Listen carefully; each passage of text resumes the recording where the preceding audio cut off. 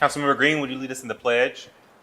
Pledge allegiance to the flag of the United States of America and to the republic for which it stands, one nation under God, indivisible, with liberty and justice for all. This evening, Council is grateful to have the Reverend Dr. Kevin Orr, who's the lead pastor of Glenwood United Methodist Church, here to pray with us. Pastor, welcome back to Council. Shall we pray? Sovereign God, author of creation, source of life and love, we thank you for your providential care. You have blessed this city with an abundance of resources.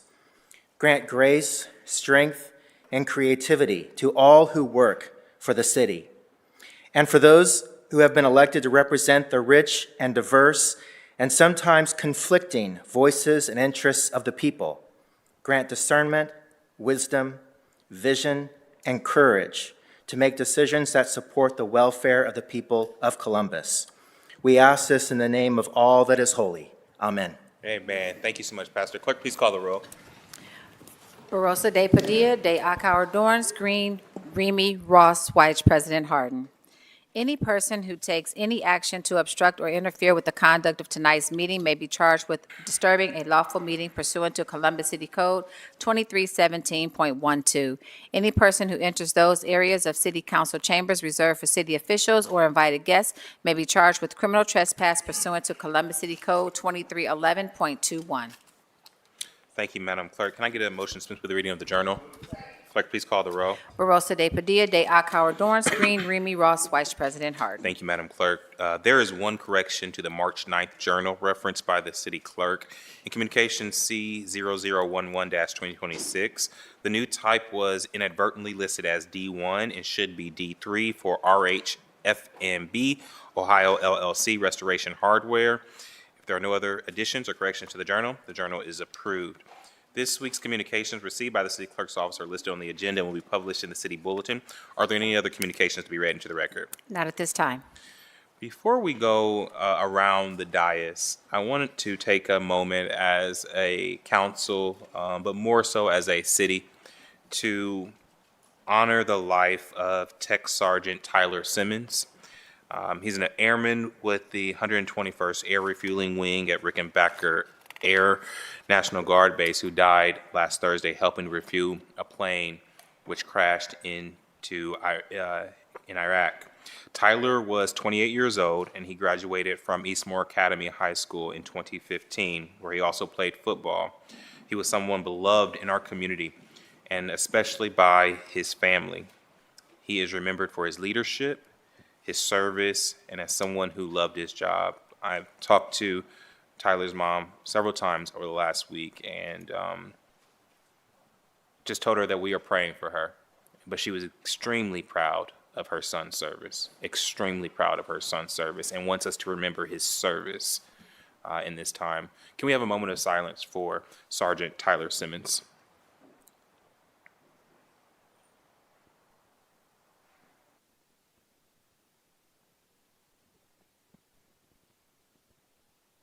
Thank you. We'll now go around the dais. Councilmember Rosa de Padilla. Thank you, Councilmember. Councilmember de Akauer. Thank you, Council President. I am excited about presenting a resolution this evening. This time I would like to invite the Centennial High School girls basketball team and their coaches to the podium as I introduce this resolution. Resolution 0069X-2026 to recognize and celebrate the Centennial High School girls basketball team for winning back-to-back City League championships.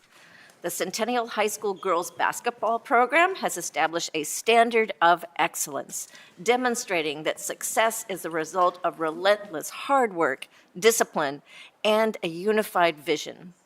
The Stars have once again ascended to the top of the Columbus City League, capturing back-to-back league titles and proving their dominance on the court through a season defined by grit and sportsmanship. This sustained success is a testament to the leadership and tactical expertise of head coach Ernest Bell and varsity assistants Bobby Witcher, Maddie Miles, Kevin Houston, and Steve Anderson. These coaches, whose commitment to developing both the skill and character of their players, have built a championship culture at Centennial High School. This legacy began with the historic 2024-2025 team, whose inaugural championship season set the foundation for this era of dominance. And the 2025-2026 championship roster demonstrated exceptional chemistry, talent, and heart throughout their title defense. This historic achievement reflects the tireless dedication of the student athletes and the unnerving support of the Centennial High School faculty, students, and Columbus community. These young women serve as exceptional role models for aspiring athletes throughout our city, proving that with teamwork and determination, greatness is within reach. The City of Columbus takes great pride in recognizing the achievements of our youth who represent our community with such poise and competitive spirit. With that, I'd like to present this resolution to Coach Bell, and I'm also going to offer up the floor to say words and introduce these amazing star athletes. The floor is yours. Thank you. I first want to say thank you all for having us here today. And I'll just talk a little bit about our season. We lost some of our starters last year, and this season we knew it was going to be like a rebuild and a rebond and stuff like that. So we kind of all just came together and we kind of had the same goal. And like our people who were here with us last year, we just kind of reminded the new people of like our goal to like go back to cities and to like do the thing. And we just kind of reminded them of what we do here at Centennial, like our standard and how we like kind of run things so they could hop in and we could get a road going and we could win some games. So we did that. And everybody was just ready to go. Our practices, we had some really good practices, especially leading up to big games. And we were all just ready to go and just ready to win as a team. And we just wanted it. We just wanted it more than some of our opponents. And yeah. And we just had to execute. And when it was time to execute, we did it. But Y'all yeah. delivered. Yes. But introducing the names of these amazing players and your coaches here. Okay, so we'll start right here. We have Coach Witch, then we have Nylia, we have Talia, we have head coach, Coach Bell, then we have Nylia, then we have Jayla, we have Izzy and Tiana, then we have Coach A. This is Centennial Lady Stars basketball team and coaches.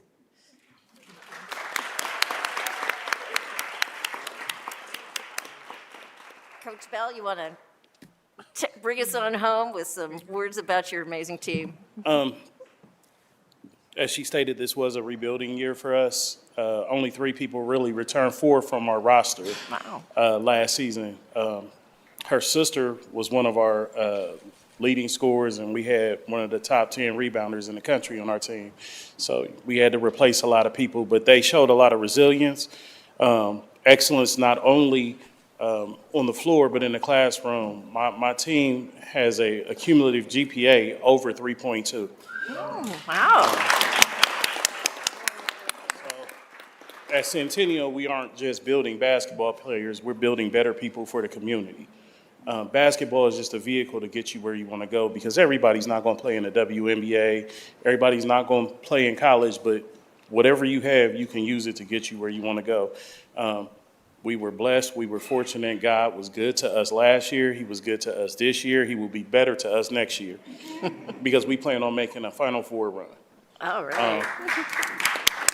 The last thing I'll say is I have an amazing coaching staff. Coach Witcher has been with me all but 1 year, and we've been at Centennial 6 years. We spent half our time in the championship. I'm proud to say we're 2-1? 2-1 in the city championship. Coach Miles is not here. She actually played for me at Columbus State and came over with me to coach high school basketball.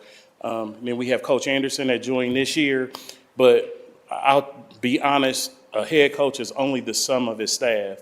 And one of the main pieces and the reason why we are successful is not here with us tonight because he is on the coaching staff at Ohio State University also. He was one of if not the architect of what we do. He made it easy for me to come in and coach. I will never take credit for everything, and that is Kevin Houston Jr. He's, as you know, like I said, they're playing Notre Dame right now.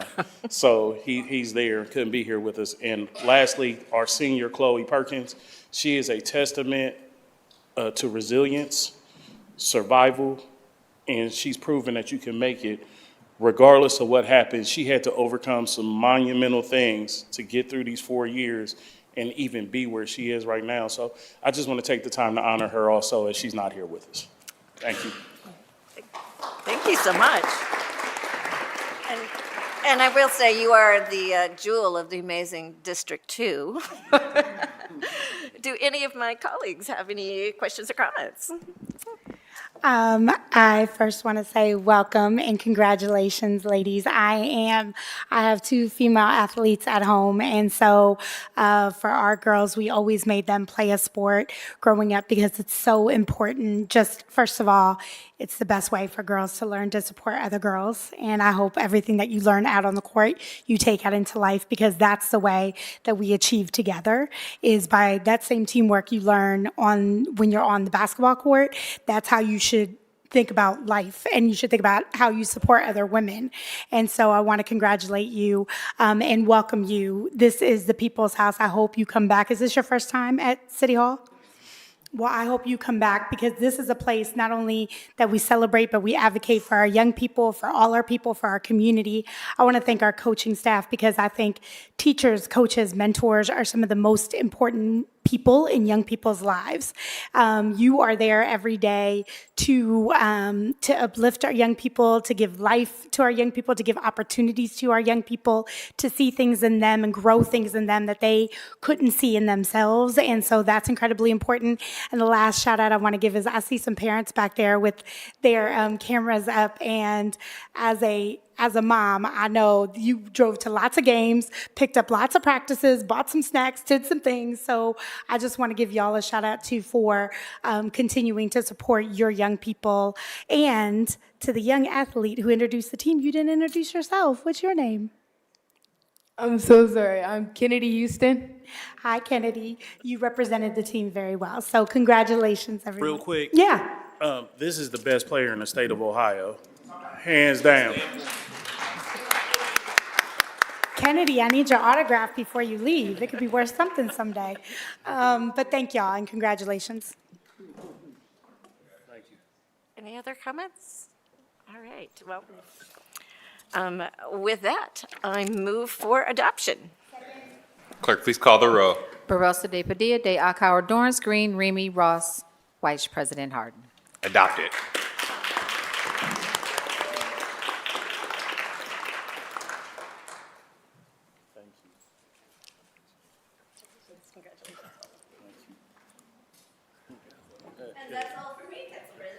Thank you, Councilmember. Press Pro Tem. Nothing for me. Councilmember Green. Thank you so much, Council President. Tonight, we do have one resolution on for presentation this evening, and as I introduce this resolution, I'd love to invite our friend and community leader, Yolanda Owens from Local Matters, to the podium to speak. We are introducing Resolution 0067X-2026 to honor local matters during National Nutrition Month. I can't tell you how much I always appreciate the opportunity to be able to recognize organizations that are not just doing good work, but who show up every single day in the lives of our neighbors to tackle problems head on and be able to support one another. And that's really exactly what Local Matters does. You know, as we celebrate National Nutrition Month this month, it's a reminder that nutrition is about so much more than just what's on our plates, right?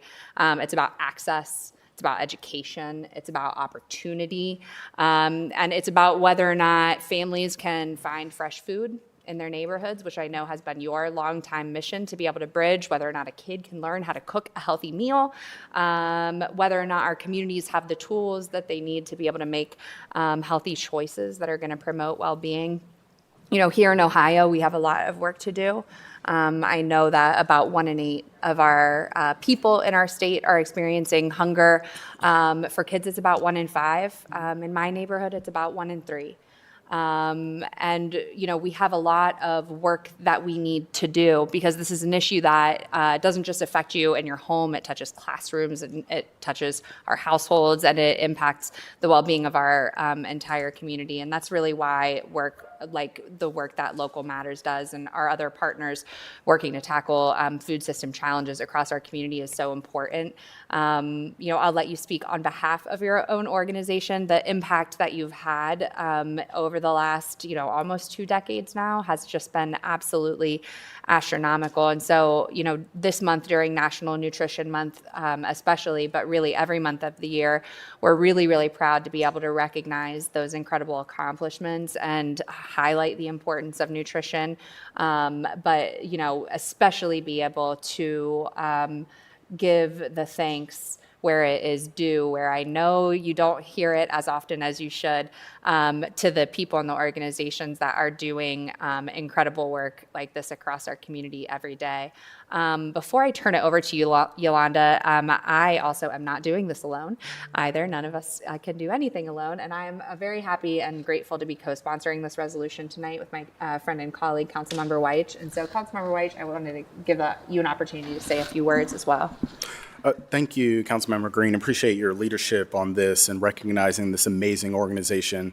I'm not going to take up too much time. I just want to say thank you for all the work that Local Matters is doing, not just during Nutrition Awareness Month, but 365 days a year. You are supporting our residents and ensuring that people are addressing food insecurity, and for that, we truly appreciate it. So with that, I guess I'll kick it over to you to share some remarks. Awesome. Well, thank you. First, I want to acknowledge Council members, both Green and Weich, for this honorable recognition.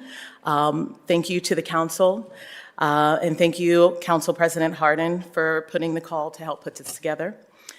With March being National Nutrition Month, I am honored to be able to stand before you in recognition of the work that Local Matters has done for the last 18 years, and with myself being Executive Director there for just under a year. Founded on bringing nutrition and early childhood intervention around our food system, Local Matters came into fruition in about 2008. Over this time, we have built an organization that has touched more than 200,000 lives across Central Ohio, whether through our food education work, cooking classes, gardening classes, through our food access work from Rose Kitchen or our veggie van, hence the t-shirt, and through our advocacy work that could not be done without our amazing co-founder, who could not be here with us this evening, Noreen Warnock, whose life's work continues to create sustainable and equitable communities. National Nutrition Month is more than just putting food in front of people's faces. It's more about providing nourishment and building community. This work, unfortunately, has become increasingly more difficult to sustain. With crowded funding pools and more requests for outcomes than dollars that are given, I find myself still struggling and continuing to hold fast in the belief of the famous Virginia Woolf quote, "One cannot think well, one cannot love well, and one cannot sleep well unless one has dined well." Food is the foundation of us as human beings and the building of communities.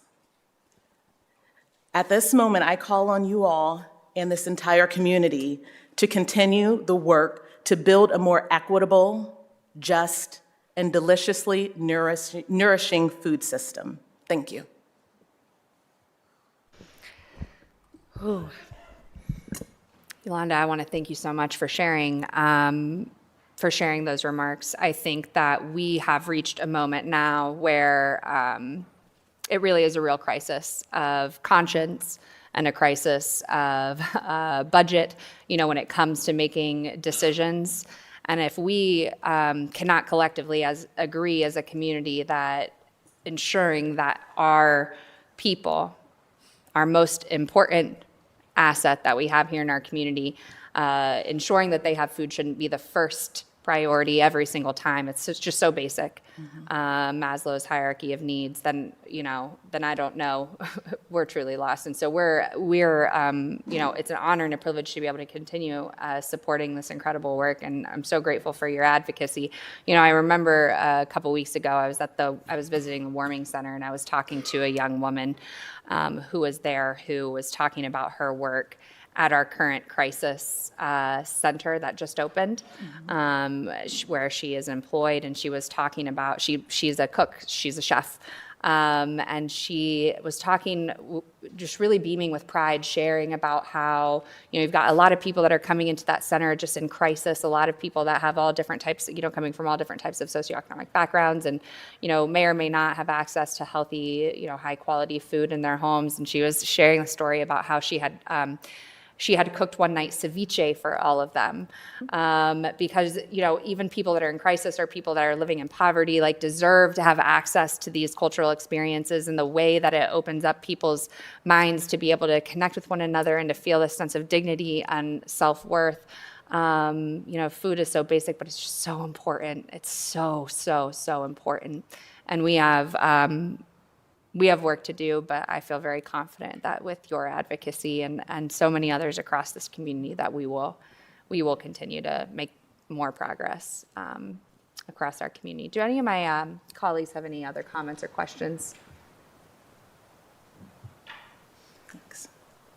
Well, on this National Nutrition Month, we certainly honor you and are grateful for your work, as well as, really are committed to moving forward throughout the rest of this year.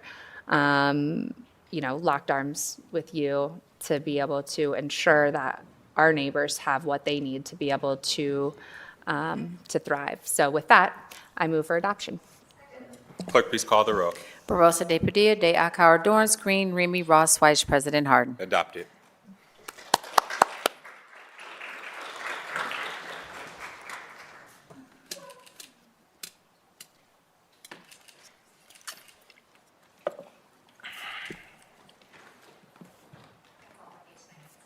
Thank you, Councilmember. Councilmember Remy. Thank you, Council President. I just want to take a moment to recognize a member of our family that passed on March 15th. Mickey Tate was somebody that many of us knew around City Hall as a security guard, but so many people around this community knew him as somebody that helped youth in many, many ways by teaching them how to weight lift. He actually had a world record, which we acknowledged in 2024 in this chambers. But he lost his battle with cancer. He had 10 kids. He served the U.S. Air Force, 2 tours over in Japan and Korea. Those 10 kids, one of those kids, my wife taught. So, Mickey was all around the city, and so many people knew him. So I just wanted to acknowledge that. And we will definitely miss his presence, his character. I don't think he ever met a stranger. So maybe take a moment of silence.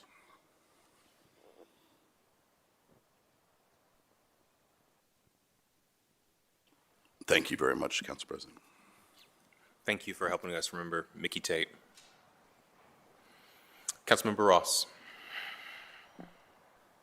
Thank you, Council President. Just one announcement.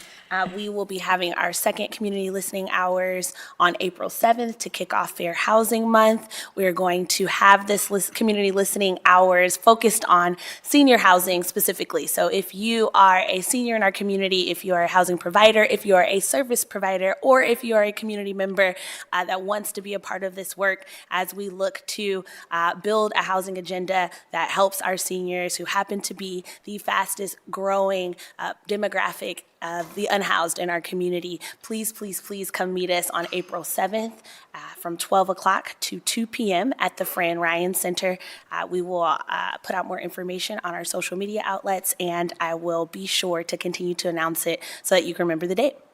Thank you. Councilmember White. Thank you, Council President. One quick announcement, then a resolution. First, I'm excited to share that we'll be hosting the first edition of this year's Wednesdays with White this Wednesday, March 25th, from 4 to 7 p.m. It'll take place at Barrow and Bloom, located at 2365 West Dublin Granville Road. I'll be meeting with constituents, community stakeholders, and other members of the public to discuss issues that are impacting our community. The event is open to the public, and we welcome walk-ins. If you're interested in learning more, I encourage you to visit my webpage on the Columbus City Council website, and I hope to see you all there. Next, I'd like to invite Mariah Williams with Solar United Neighbors up to the podium to accept our next resolution. As she comes forward, I'd like to introduce Resolution 66X to encourage the state legislature of Ohio to pass legislation to allow for the creation of a community energy pilot program. The rising cost of electricity has been a topic of many conversations at the local and state level, and the truth is that we are currently faced with an energy affordability crisis that is significantly impacting our community. In June of 2025, Ohioans saw a 26% increase in their electricity bills. The rising cost of living and electricity coupled with inflation is completely unsustainable.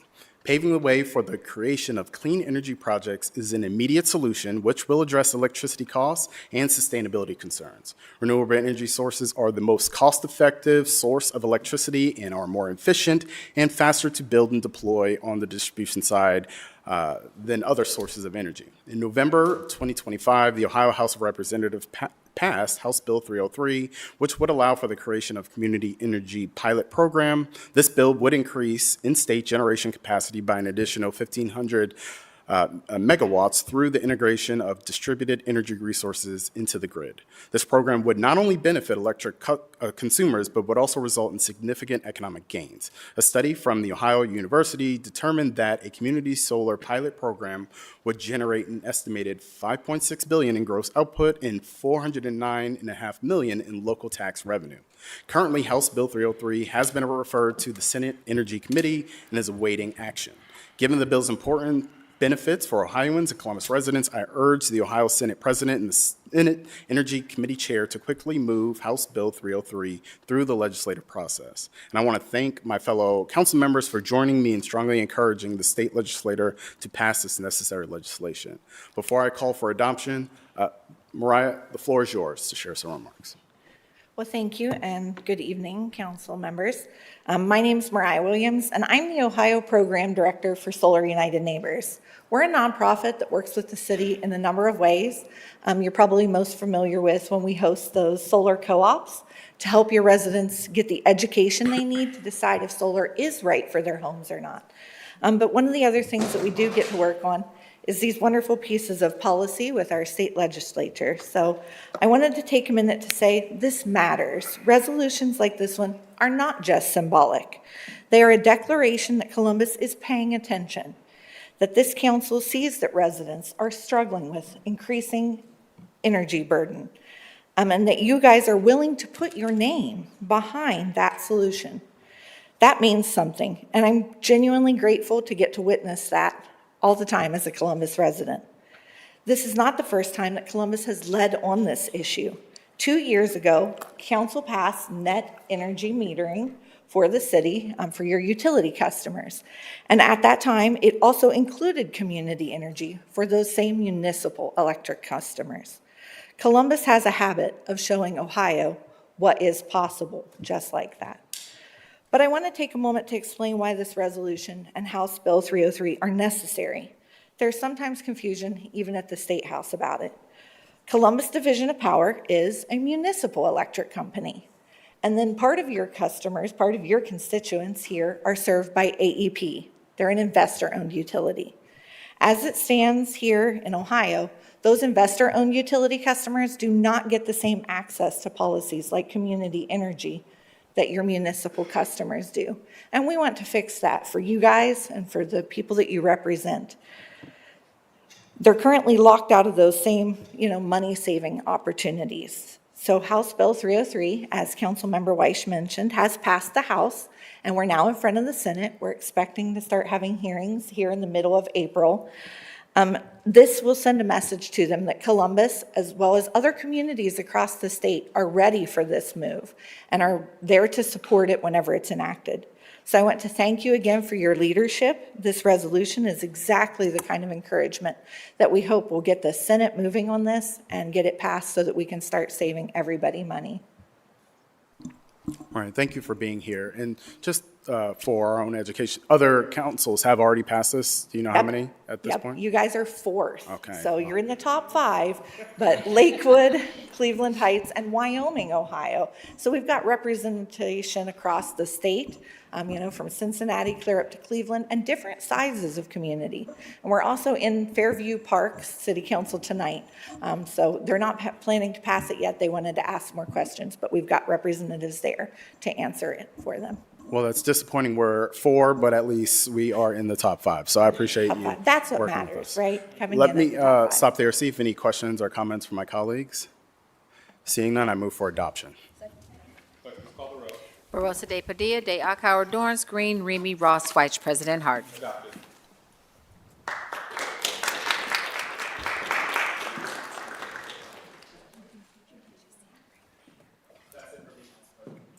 Thank you, Councilmember.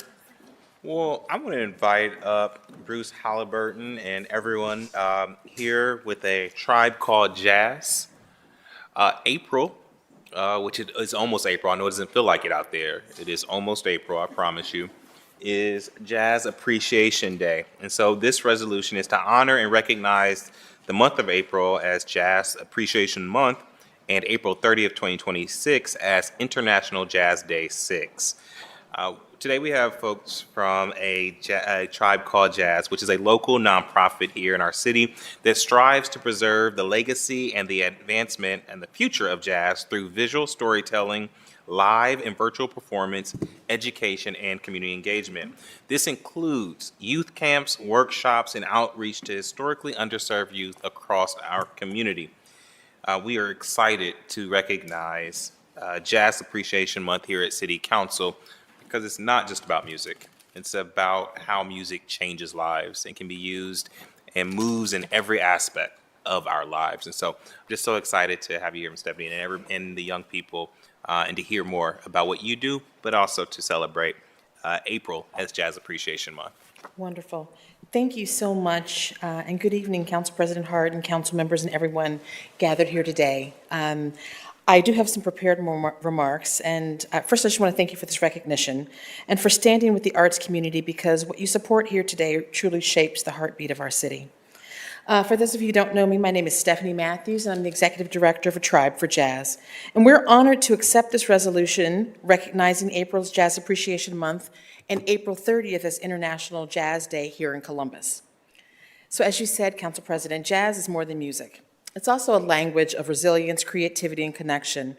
It tells the story of where we've been, and it gives shape to where we're going. And right here in Columbus, that story is alive, evolving, and being written in real time. This month is not just about performances, it's about people. It's about the students from Fort Hays Career Center and the Ohio State University, and those folks from our community who are stepping into this art form with both passion and purpose.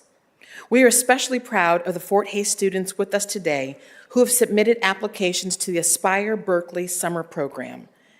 Wow. Now, Berkeley School of Music is one of the best music schools in the country, and some of these students are going to be going there this summer. And so we are so very proud of them, and that's a reminder that that's not just an opportunity, that is a statement about their talent, their discipline, and their future. And so the next generation of jazz isn't coming, it's already here. It's already here. We're so proud of you. And this month is also about partnership. From Fort Hays Career Center to the Columbus Museum of Art to the Boys and Girls Club and See Brilliance. From the Bexley Public Library to the Frank W. Hale Cultural Center at Ohio State and the Coretta Scott King Center at Antioch College, this work happens because people and institutions across this city choose to show up, collaborate, and invest in something bigger than themselves. And so throughout April, that collaboration comes to life. And so we begin on April 2nd at the Columbus Museum of Art with the concert film John Arabagon, A Solo Tenor Odyssey. April 9th, the Andrew Tice Quartet returns to CMOA, followed by a trio performance at the Boys and Girls Club on April 13th, bringing jazz directly into spaces where it can inspire the next generation. On April 19th, we host a special fundraiser performance featuring our Fort Hays students who have submitted to Aspire Berkeley. On April 23rd, Alexis Cunningham from The Ohio State University performs at the Bexley Public Library. On April 26th, we gather at the Coretta Scott King Center at Antioch College for a banquet featuring Cuban-American pianist Fabian Almazan. And on April 29th, at the Frank W. Hale Cultural Center, we host a moderated discussion with Milena Casado, creating space not just for performance, but for dialogue. And then finally, on April 30th, we close the month with an International Jazz Day performance by Milena Casado Quartet at the Columbus Museum of Art. And so this, in our mind, is what a city sounds like when it's working together. Jazz teaches us how to listen, how to respond, and how to make space for one another, skills that feel especially relevant right now. So tonight, we don't just accept this resolution, we celebrate a community of artists, of educators, students, and partners who are not only keeping this music alive, but pushing it forward right here in Columbus. And so I want to say thank you again, Council President Hardin, and to everyone here at City Council. And thank you for your investment in the arts. And as we invest, your investment in the arts, and we invest in the soul and the future of our city. Thank you. Thank you. Well, thank you so much, Ms. Stephanie. April is going to be full of opportunities. I hope folks are taking notes of all the ways that we can. How can we get that list, or how can folks find the list of things that are happening with? Yes, sir. Thank you. Visit atribeforjazz.org. Okay. So it's www.atribeforjazz.org, or on Instagram, @atribeforjazz_. All right. And we can't have these future stars in here without letting them introduce themselves. So if you would quickly come up to the podium and just introduce yourself. Council President, Yes, if ma'am. you don't mind, can Please. you also tell us what instrument you're playing? My name is Louis Drafton III, and I play piano, drums, and organ. My name is Philip Kwame Duachampong Jr., and I play saxophone, I sing, and I play a little bit of keyboard. My name is Damian Little, and I play the electric bass. My name is Wyatt Kissinger, and I play drum set. My name is Tamia Shedwick, and I'm a vocalist and a beginner keyboardist. All right. My name is Christian Jones, and I'm a vocalist. All right. Mr. McCarthy, go ahead and just Yeah, tell me who you are. Okay, I'm the director of career music at Fort Hays in my 27th year. Oh, thank you. And I got a son at Dominion Middle School. He's got 4 years to go. So I'm going to try to match him and do 4 more years with the district. It's hard to say goodbye. This is an extraordinary group of young people right here. Yes. And it's an incredible honor to be their teacher and just to know them. These are some really exceptional people here, not just musicians. It's really something. A lot of love in my heart for these kids, young people. Forgive me. But we've got a concert at the school May 15th. It's going to feature all original music. We've been doing a lot of different people's music throughout the year, but I'm challenging everybody to do creative work for our last show. May 15th, and we're going to do it outside on the lawn at our school. So That's amazing. And can the students from Ohio State Please. just quickly, please? Andrew? My name is Andrew Tice, and I play the drums. My name is Kendall Benjamin. I play bass. And my name is Alexis Cunningham, and I play upright and electric bass. All right. And our partners here? Yes, please. Yeah. Our partners? Lewis Smith, founding supporter of A Tribe for Jazz. Jazz is life. Yes, sir. Yes, sir.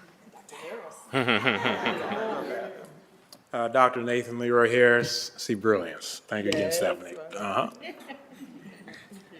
Thank you. Well, thank you so much. We're so excited for you.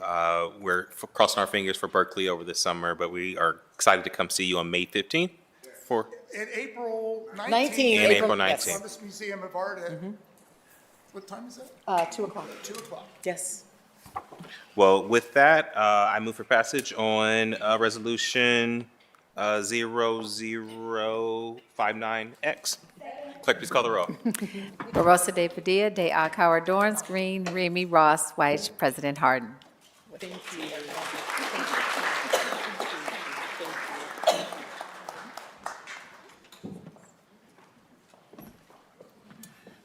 And lastly, I'm going to invite Mr. Charles Coleman to come forward. 2 weeks ago, we had Coach Bell here, and I said that it's not too often that we have superheroes in this building. God one-upped us and said, well, yes, it is, if you're in the city of Columbus. And so we have another superhero that we are acknowledging this evening. Mr. Coleman is an employee with the Department of Water and Power, and he's being recognized this evening for his quick action and heroism in helping a young girl who was looking to harm herself by jumping off a bridge recently in our city. He helped bring her to safety and waited until first responders arrived. Charles has been with the City Department of Water and Power for over 7 years and was a Columbus City Schools graduate from Mifflin High School. We are so grateful for you, and I will also say there was another city employee there with you, Ms. Catherine Cole, who actually works for City Council. Really, I think you represent who our employees are and with the work that they do every day. You went above and beyond on that fateful day. But I also, when we talk all the time about we have 9,000 city employees that don't get enough love and appreciation for who they are, Mr. Coleman, this is who our employees are. They are superheroes in big and small ways. And so we didn't think it robbery to bring you down here tonight to show our community just how great we are because of you. So thank you so much for your heroism and for representing us so well and literally saving the lives of one of our young people. Would you help me celebrate Mr. Charles Coleman?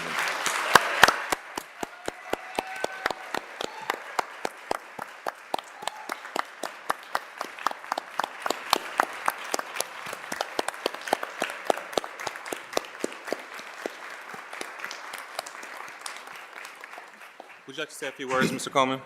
I want to start off by saying thank you, Mr. President Harden, and to the members of City Council and everyone here today. Usually I just go off the top of the head, but this is on camera, so I had to write a few words down. A little nervous. You can see my armpits are a little sweaty.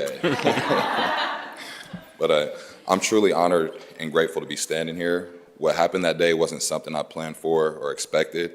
I simply acted in the moment in the best way I knew how. I believe most people would have done the same thing if they were in my position. Saving that young woman's life is something I'll carry with me forever, but this recognition reminds me that we're all connected and that even the small decisions and critical moments can make a lasting difference. I want to say thank you to the first responders and everyone else who helped ensure she received the help she needed. This really wasn't just about me, it was a team effort, and I'm grateful for all of them. If there's anything I hope people take from this, it's that stepping up for one another matters. You never know when you might be in a position to help someone, and it can change everyone. And I want to say thank you again for this honor, and it truly means a lot to me. Man, you make us proud. I want to give an opportunity for Director Samuels to say something as well. When I heard about this, I called Director Atha, and we were both like, yes, we have to recognize this person, and maybe even, or any of the council members. But Director? Good afternoon, President Harden and council members. Thank you for the opportunity to speak on behalf of Charles Coleman.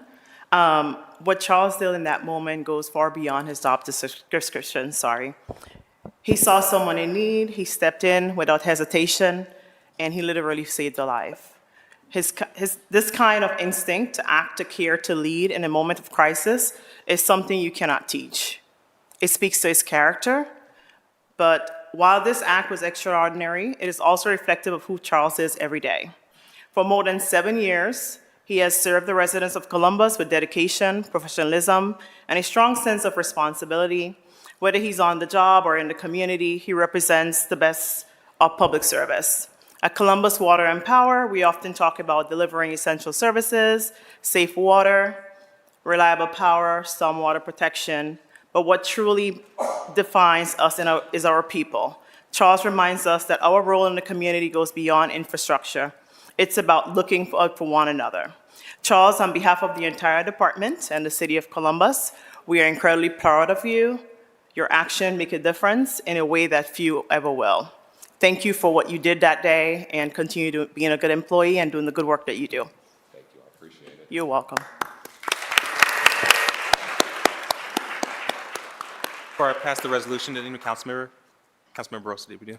I just, it's interesting because I think even we had the co-chair, I wanted to say this. I think we want to believe that everybody would stop. We want to believe that people might put themselves at risk. We want to believe that all of us have that inside of us, but the reality is that everyone doesn't. In a world where people are distracted by many things, where you drive by people or you may see something and you keep on going because maybe it doesn't register or for 100 other reasons. That day, I do believe in fate. I believe in God, and I believe that people put people in each other's paths for a reason. And so I just want to thank you for reaching out to somebody, especially when someone is at one of their lowest points, for a stranger to really see them, especially when they might not feel seen or they feel so hurt, means a lot. And so I think it is about bravery. It is about being courageous, but it's also about just, at the end of the day, being very human and seeing someone else. It's really about love. It's really about loving our neighbors and how we show up for people. And so I said this at our employee appreciation event. I think working at the City of Columbus means you are in the people business, right? And some people go well beyond that, even when they're not at work. And so I just want to say, I know many people will show you gratitude. I know many people will thank you for the thing that you did, but I think there is something special when someone puts themselves out there like that. I think there is something special about who you are and the kind of person that you are. And so, and that goes a great distance for people. And I think even without knowing you, that means that shows up in big and small ways every day of your life. And so we're incredibly fortunate to call you part of this community, both here at the City of Columbus, but in Columbus, also as a fellow Columbus City Schools grad. I'm just saying, we have had... Represent tonight. Tonight, we have had some good representation about who our young people and young at heart people are. So thank you. Thank you for those words, appreciate it. First, Council President, I appreciate you bringing this forward. And Charles, the story is truly inspiring. And as my colleague mentioned, I don't know if everyone would step out of the way to kind of do the right thing, but you did. And it just speaks volumes of who you are as an individual. I will say, shameless plug, I do have the ability to work with the best department in the city of Columbus, and that is Columbus Water and Power. So kudos to the entire team, because everyone kind of shows up with that same attitude of, we are in the people business, we are in the effort of making this a better place for the residents of Columbus. So thank you. Thank you for the work that you do on a regular basis, and thank you for showing up as a hero. I appreciate it. Appreciate those words. Councilmember Green?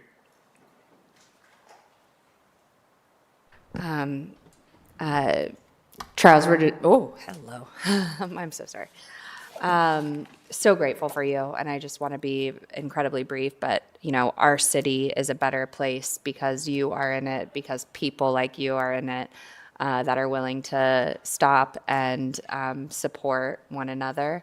And I'm grateful to be able to recognize you tonight for that act of, that selfless act of courage that you did. But also, I think, this is a call to all of us to be better and to look around and, always be constantly looking for who is the next person that we can all help and support. And so I'm grateful you were there today. I'm grateful that you're a part of our team, and thank you.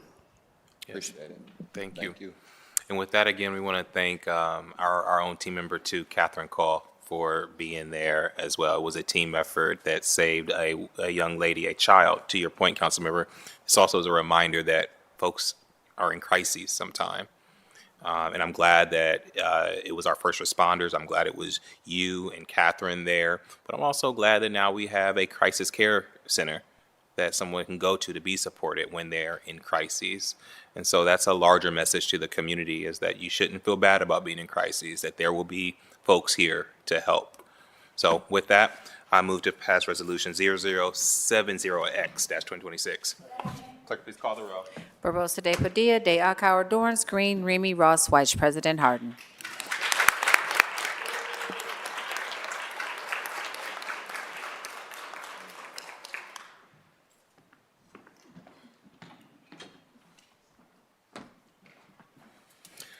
Are there any announcements from city elected officials' offices or leadership offices? Seeing none.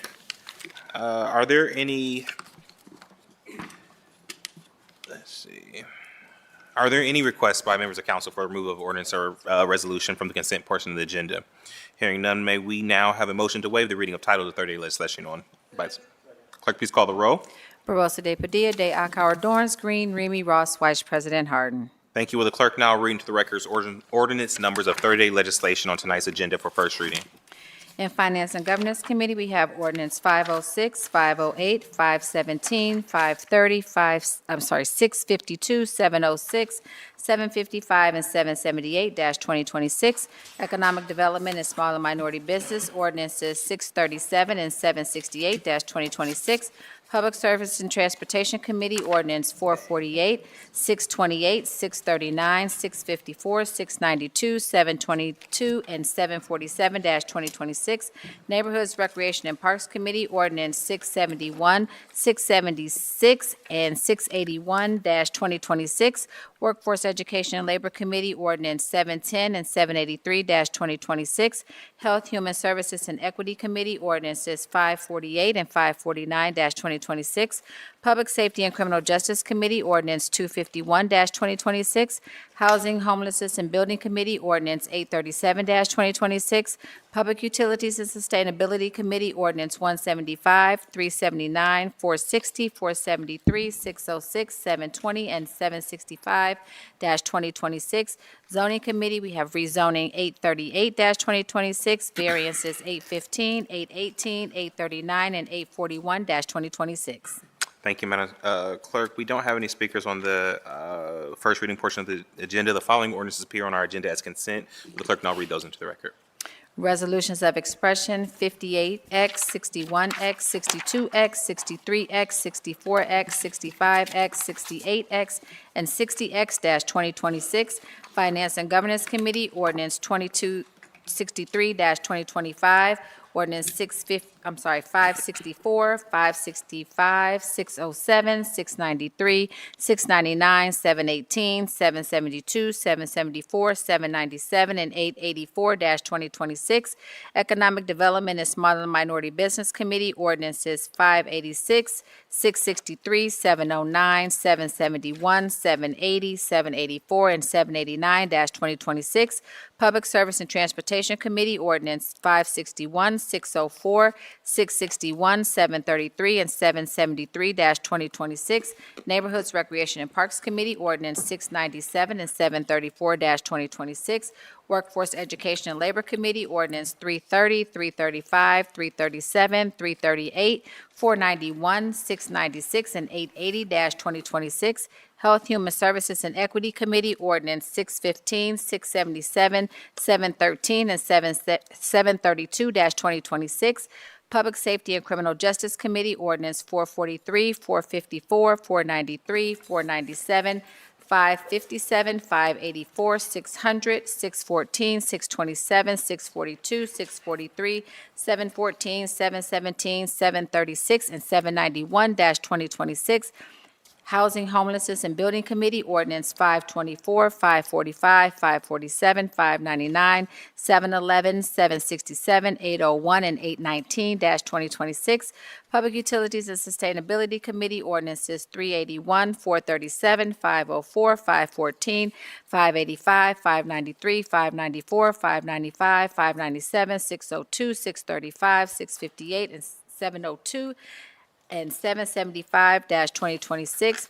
Rules and Policy Committee, appointments A39, A40, A41, A42, A43, A44, A46, A47, A48, A49, A50, A51, A52, A53, A54, A55, A56, A57, A58, A59, A61, A62, A63, A64, A65, and A66-2026. Thank you, Madam Clerk. There's no speaker on the consent portion of the agenda. And may I have a motion for approval of these items as needed as consent? Clerk, please call the roll. Barosa de Padilla, de Alcott, Dorance Green, Remy Ross, Vice President Harden. Passed. We'll now proceed with the second reading of 30-day postponed and emergency legislation. The first committee to come before council is the Finance and Governance Committee. That committee is chaired tonight by Pres Pro Tem Dorance, who is the vice chair of the committee. Pres Pro Tem, the floor is yours. Thank you, Council President. Tonight, first, we have ordinance number 0353-2026 to authorize the Director of Finance and Management on behalf of the Facilities Management Division to enter a contract with CBRE Government Services, LLC, for facility management services of the Franklin County Municipal Court Building to authorize expenditure of up to $1,771,480 within the general fund and declared emergency. Under this ordinance, CBRE will be responsible for regularly assessing the conditions of the building, its systems, developing and implementing building operations, performing preventative maintenance, establishing capital plans necessary to maintain, preserve, and keep the premises in good repair and condition. At the city's request, CBRE is also acting as the liaison to assist in the oversight of design and rollout of the building renovations and improvements at the facility. Contract is bid out with 4 annual contract renewal options. The initial term of the contract will be for the period April 1, 2026 through March 30th of 2027. Do my colleagues have questions or comments? Seeing none, I move for passage. Barosa de Padilla, de Alcott, Dorance Green, Remy Ross, Vice President Harden. Thank you. Next, we have ordinance 0750-2026 to authorize the city auditor into a service contract with J.P. Morgan Chase to provide lockbox and banking services for the income tax revenue filing for the Division of Income Tax, to authorize expenditure of $520,000 from the general fund to waive competitive bidding provisions of the Columbus City Code and declare an emergency. This ordinance contracts with J.P. Morgan Chase for specialized lockbox services, including a digitization of paper tax forms, correspondence, and deposit checks mailed to the city and the city's tax revenue account. Maintaining the service is critical for the continuance of income tax operations and processing of mailed tax submittals to avoid interruption of flow of revenue and depositing of paper checks. The auditor's office estimates approximately 160,000 items will be processed in 2026 through these services. Any questions or comments from colleagues? Seeing none, I move passage. Clerk, please call the roll. Barosa de Padilla, de Alcott, Dorance Green, Remy Ross, Vice President Harden. Passed. Thank you. Next, we have ordinance 0796-2026 to authorize the Finance and Management Director to enter a universal term contract for the option to purchase plumbing and maintenance services with the Waterworks LLC to waive competitive bidding provisions of Chapter 329 of the Columbus City Codes and declared emergency. This ordinance establishes a short-term, universal term contract with the Waterworks LLC to maintain, service, repair plumbing fixtures and systems in the City of Columbus facilities. The term of the proposed option contract will be approximately 6 months, expiring September 30th of 2026. The prior plumbing services UTC expired on February 28th of 2026, and the services under that UTC were also provided by the Waterworks LLC. A short-term contract is needed to establish with the Waterworks LLC to ensure plumbing services can continue to perform throughout city facilities. This contract allows for services to be continued by the previous vendor while a formal bidding process is being conducted to establish a new, longer-term, universal term contract. Do my colleagues have any questions or comments? Seeing none, I move for passage.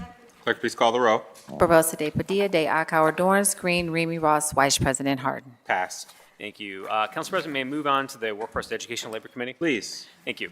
First, we have ordinance 0331-2026 to authorize the interim director of Human Resources to modify the public safety, health, and physical fitness testing contracts with Ohio House Corporation to add funds, to authorize the expenditure of up to $1,600,000 from the general fund for this contract, and declare an emergency.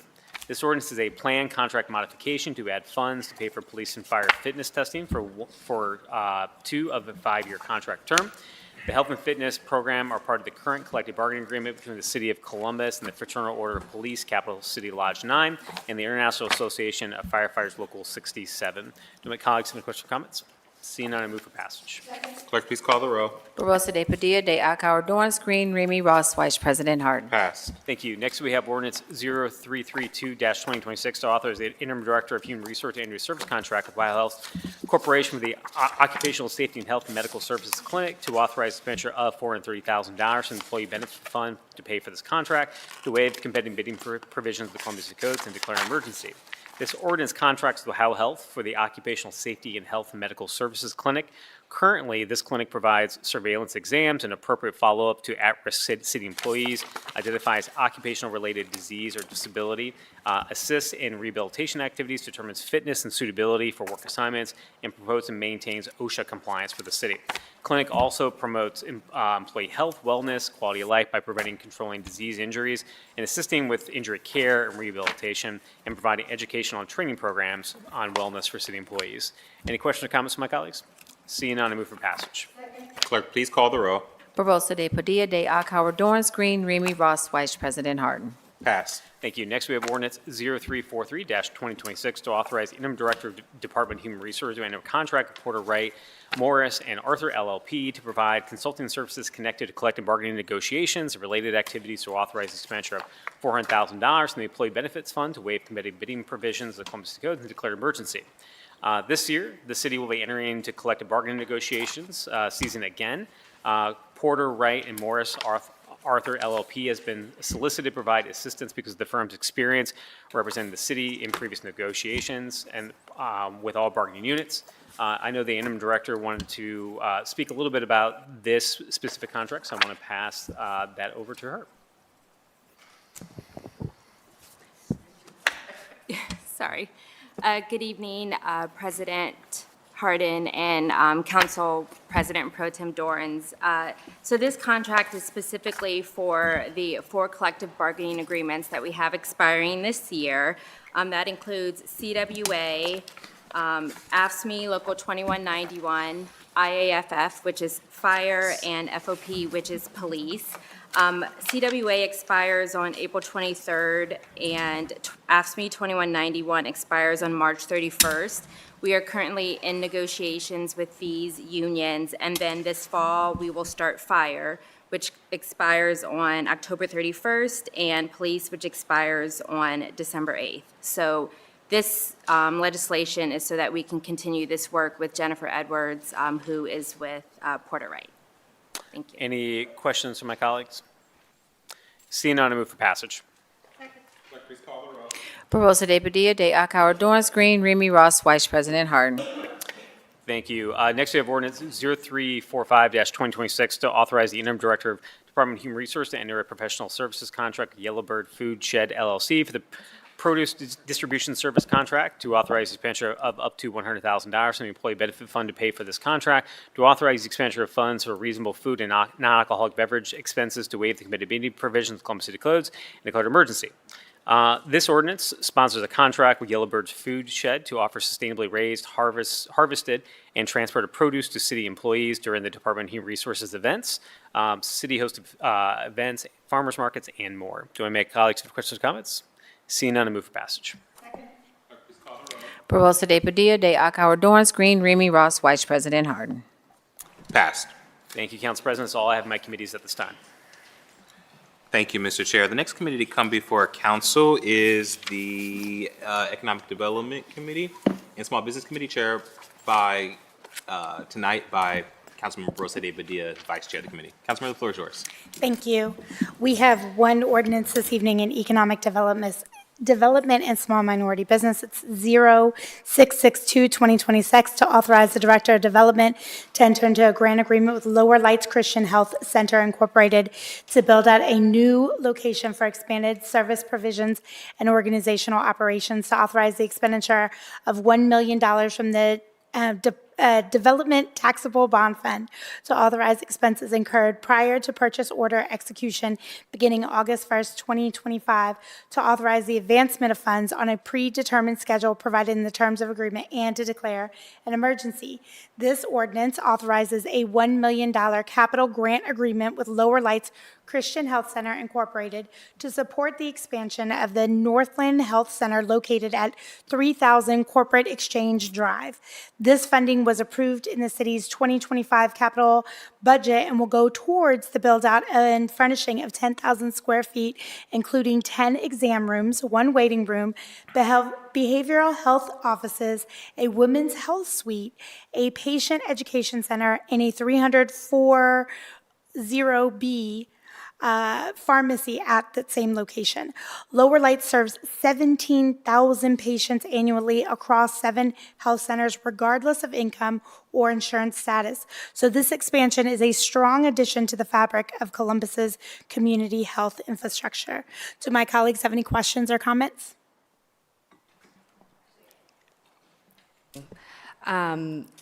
Right now, we've talked about the funding challenges related to everything related to our human services world. And one thing that I am really excited and energized about this project, our operating budget has been strained, which I know, we had a lot of conversations about funding for federally qualified healthcare centers, which Lower Lights is one. And again, they are required by law, by HRSA accreditation standards, to serve anybody who walks through their doors, regardless of an ability to pay, which means, every service they provide is just a revenue loss after revenue loss. But here I'm really encouraged to see us making investments that are not just going to expand access, right? But this is a sustainable investment, a one-time investment that we're able to make that can expand access to services in perpetuity through financing this building. So I think sometimes when we're talking about funding needs of the sector, it's sometimes not even always about how much more we're investing, but are we investing smarter?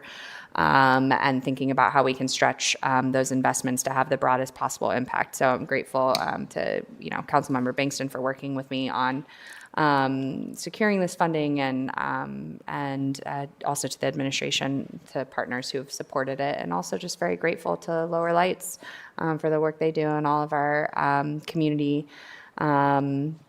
health centers all across our region that are stepping up to stand in the gap for a growing number of our neighbors. So thank you.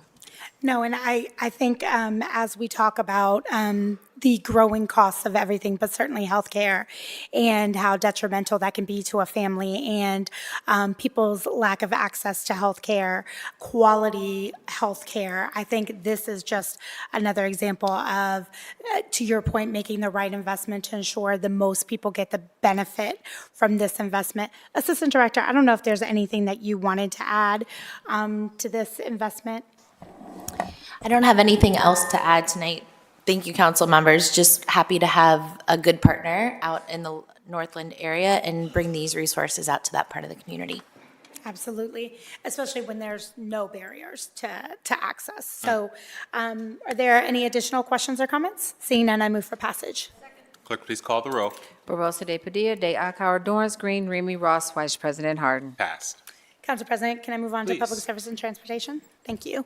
Tonight, we have 4 ordinances on second read for Public Service and Transportation. First is Ordinance 0488-2026 to authorize the Finance and Management Director to associate all general budget reservations resulting from this ordinance and to establish purchase orders and contracts with multiple vendors for the purchase of various pavement materials and aggregates for the Department of Public Service, to authorize the expenditure of up to $450,000 from the Street Construction Maintenance and Repair Fund, to authorize the expenditure of $650,000 from Municipal Motor Vehicle Tax Fund, to waive the competing bidding provisions of the Columbus City Code Chapter 329 with respect to the usage of certain cooperative purchasing contracts for the purchase or for the purpose of purchasing various pavement materials and aggregates, or MAT, commodities, and to declare an emergency. So this authorizes the Department of Public Service to purchase certain materials that they would need to maintain and repair roadways and rehabilitate alleys throughout Columbus. So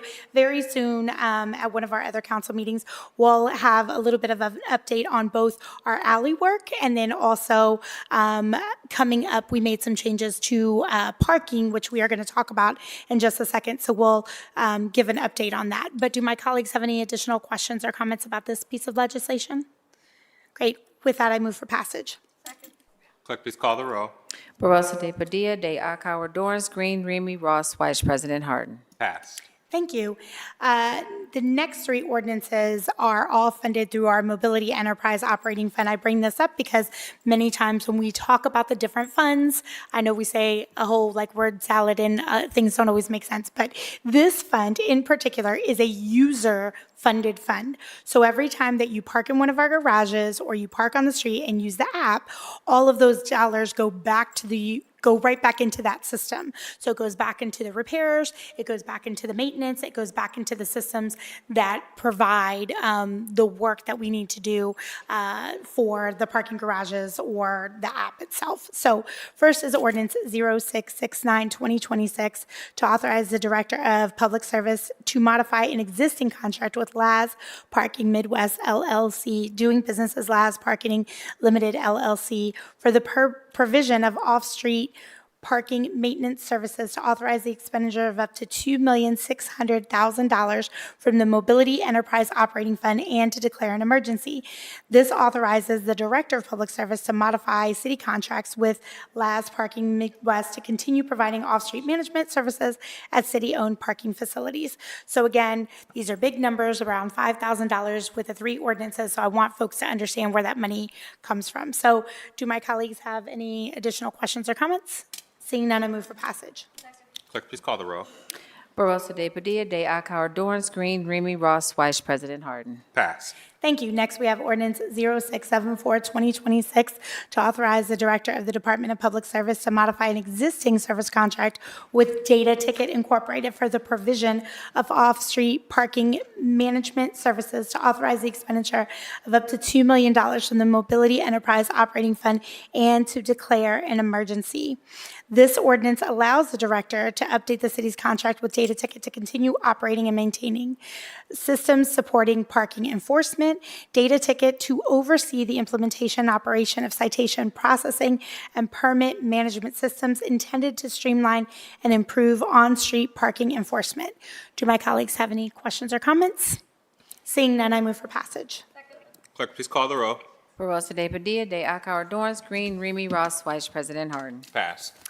Thank you. And lastly, I have ordinance 0708-2026 to authorize the Director of Public Service to modify a professional services contract with Park Mobile LLC relative to the mobile payment application system to authorize the expenditure of up to $1,600,000 from the Mobility Enterprise Operating Fund to pay for an additional year of this contract and to declare an emergency. So Park Mobile LLC, most of you all know it. You have the app. If you don't, download it. This is an app that we use to make mobile parking payments around the city. Do my colleagues have any questions or comments? Seeing none, I move for passage. Clerk, please call the row. Barosa de Padilla, de Akauer, Dorrance, Green, Remy, Ross, Vice President Harden. Passed. That's all for me this evening, Council President. Thank you. Thank you. The next committee to come before council is the Neighborhoods, Recreation, and Parks Committee. That committee is chaired by Councilmember De Akauer. Councilmember, floor is yours. Thank you, President Pro Tem. Tonight in our committee, we have ordinance 0393-2026 to authorize the Director of the Recreation and Parks Department to modify an existing contract with E.L. Robinson Engineering of Ohio Corporation for the Big Walnut Trail, Refugee Road to East Main Street project to authorize the transfer of $794,569.25 within the Recreation and Parks voted bond fund, to authorize the amendment of the 2025 capital improvements budget, and to authorize the expenditure of $1,257,538.55 from the Recreation Parks voted bond fund. This is a planned modification for Stage 2, Phase 2 of the central section of the Big Walnut Trail. The central reach of the Big Walnut Trail is developing into one of the most scenic and accessible greenways in central Ohio. It will put thousands of residents of the Mideast, Southeast, and Far East communities within a few minutes access to the regional trail network. This project has been awarded $7,483,914 from Mid-Ohio Regional Planning Commission attributable funds towards construction in the 2028 fiscal year. The extension begins in Nafsgar Park along Big Walnut Creek at Refugee Road. From there, the trail will head north along Big Walnut Creek and the No-Bixby Road corridor, passing beneath Interstate 270, Norfolk Southern Railroad, and Interstate 70 to a proposed stream crossing into Big Walnut Park. The trail then uses the existing 1-mile trail ending north of Livingston Avenue. The final segment will head north through Big Walnut Parkland to the northern terminus on the south side of East Main Street at the Fairway Boulevard signal crossing. The project will also provide connection to the Walnut Heights, Pine Hills, and Shady Lane neighborhoods. Stage 1 encompassed preliminary engineering, environmental studies, and community outreach. The scope of work for this second stage includes detailed design of the trail, associated structures, and trailheads. A third planned modification in the third quarter of 2026 will be for construction administration services. Construction of the 3.5-mile central Big Walnut segment is projected to begin in the first quarter of 2028.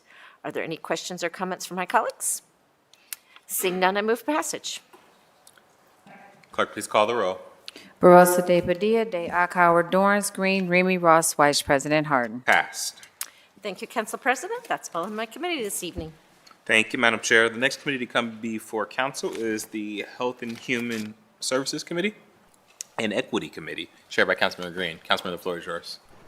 Thank you so much, Council President. Tonight in our Health, Human Services, and Equity Committee, we have 2 ordinances on second reading. The first one is Ordinance 0411-2026 to authorize the Executive Director of the Office of Celebrate One to accept a grant extension from the Ohio Department of Medicaid for the Enhanced Maternal Health Program in the amount of $3,390,000, to authorize the appropriation of $3,390,000 from the unappropriated balance of the general government grant fund, and to authorize contracts and expenditures with multiple community partner subgrantees for the Enhanced Maternal Health Program in Columbus and Central Ohio up to $2,395,999.76 to allow for invoicing for those services already incurred from the ongoing work of this grant starting January 1st of 2026, and to expend up to $994,024 of this grant for Celebrate One community health workers and materials with Celebrate One pregnant and parenting families, and to declare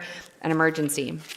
The Ohio Department of Medicaid has awarded a 2026 to 2027 grant to the Office of Celebrate One at the City of Columbus to coordinate those enhanced maternal health activities within the Enhanced Maternal Health Program here in Franklin County.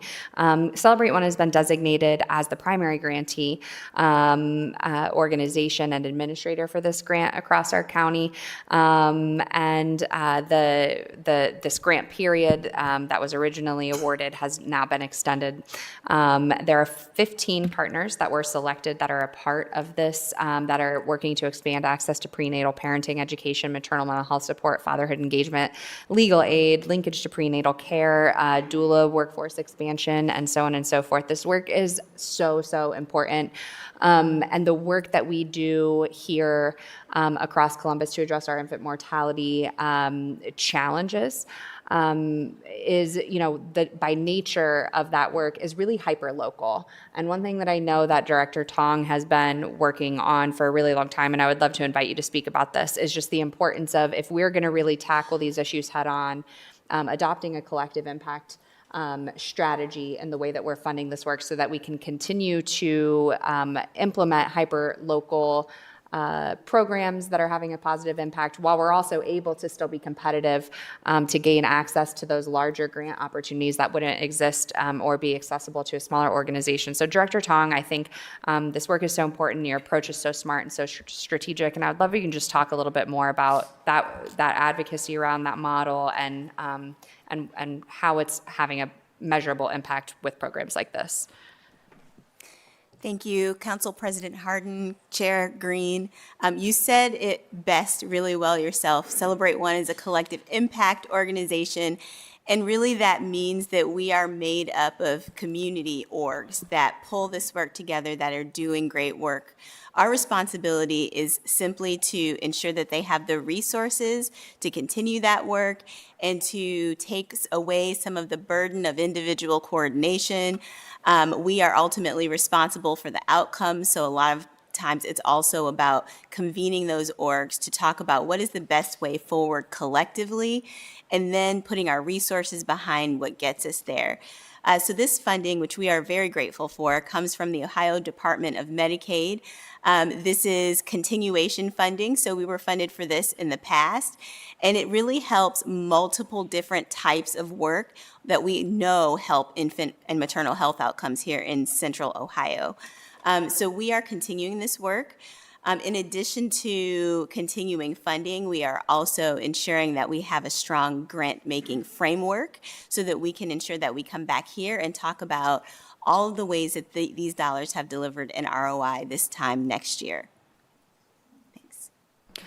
Well, thank you so much for that, and we're happy to support this work. There's a lot of stuff happening in Ohio government, but not all of it is bad stuff, and so I think this is a great example of ways that, truly I think Governor DeWine has been a true advocate for kids and families, and so I'm grateful to do the work of extending this grant so we can continue to have a positive impact. Do any of my colleagues have any questions? Seeing none, I move for passage. Second.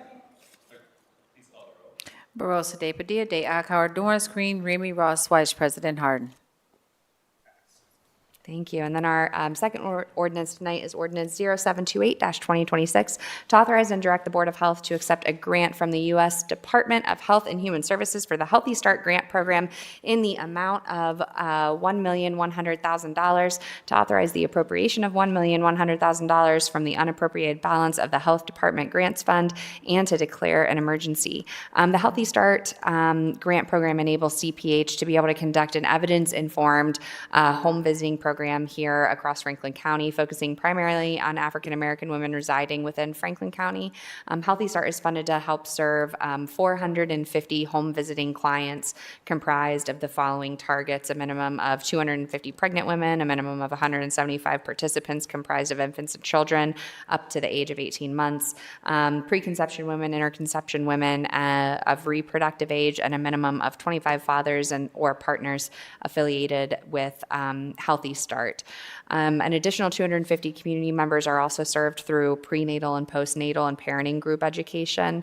And so again, this education is so important in other countries. This type of support provided to families or young moms is commonplace. And so it's exciting to see this work continuing to happen at Columbus Public Health. They are submitting this ordinance as emergency so as not to delay services to clients and their families, and allow for the financial transactions to be posted to the city's accounting system as soon as possible, given the grant start date is April 1st of 2026. Are there any comments or questions from my colleagues? No. Did you want to say anything, Commissioner? No. Okay. Seeing none, I move for passage. Barosa de Padilla, de Akauer, Dorance Green, Remy Ross, Vice President Harden. Passed. Thank you so much. That's all for me tonight. Thank you, Madam Chair. With that, is there a motion to recess for zoning? So moved. Clerk, please call the roll. Barosa de Padilla, de Akauer, Dorance Green, Remy Ross, Vice President Harden. We are in recess. We are going to actually go a little bit out of order. I'm going to call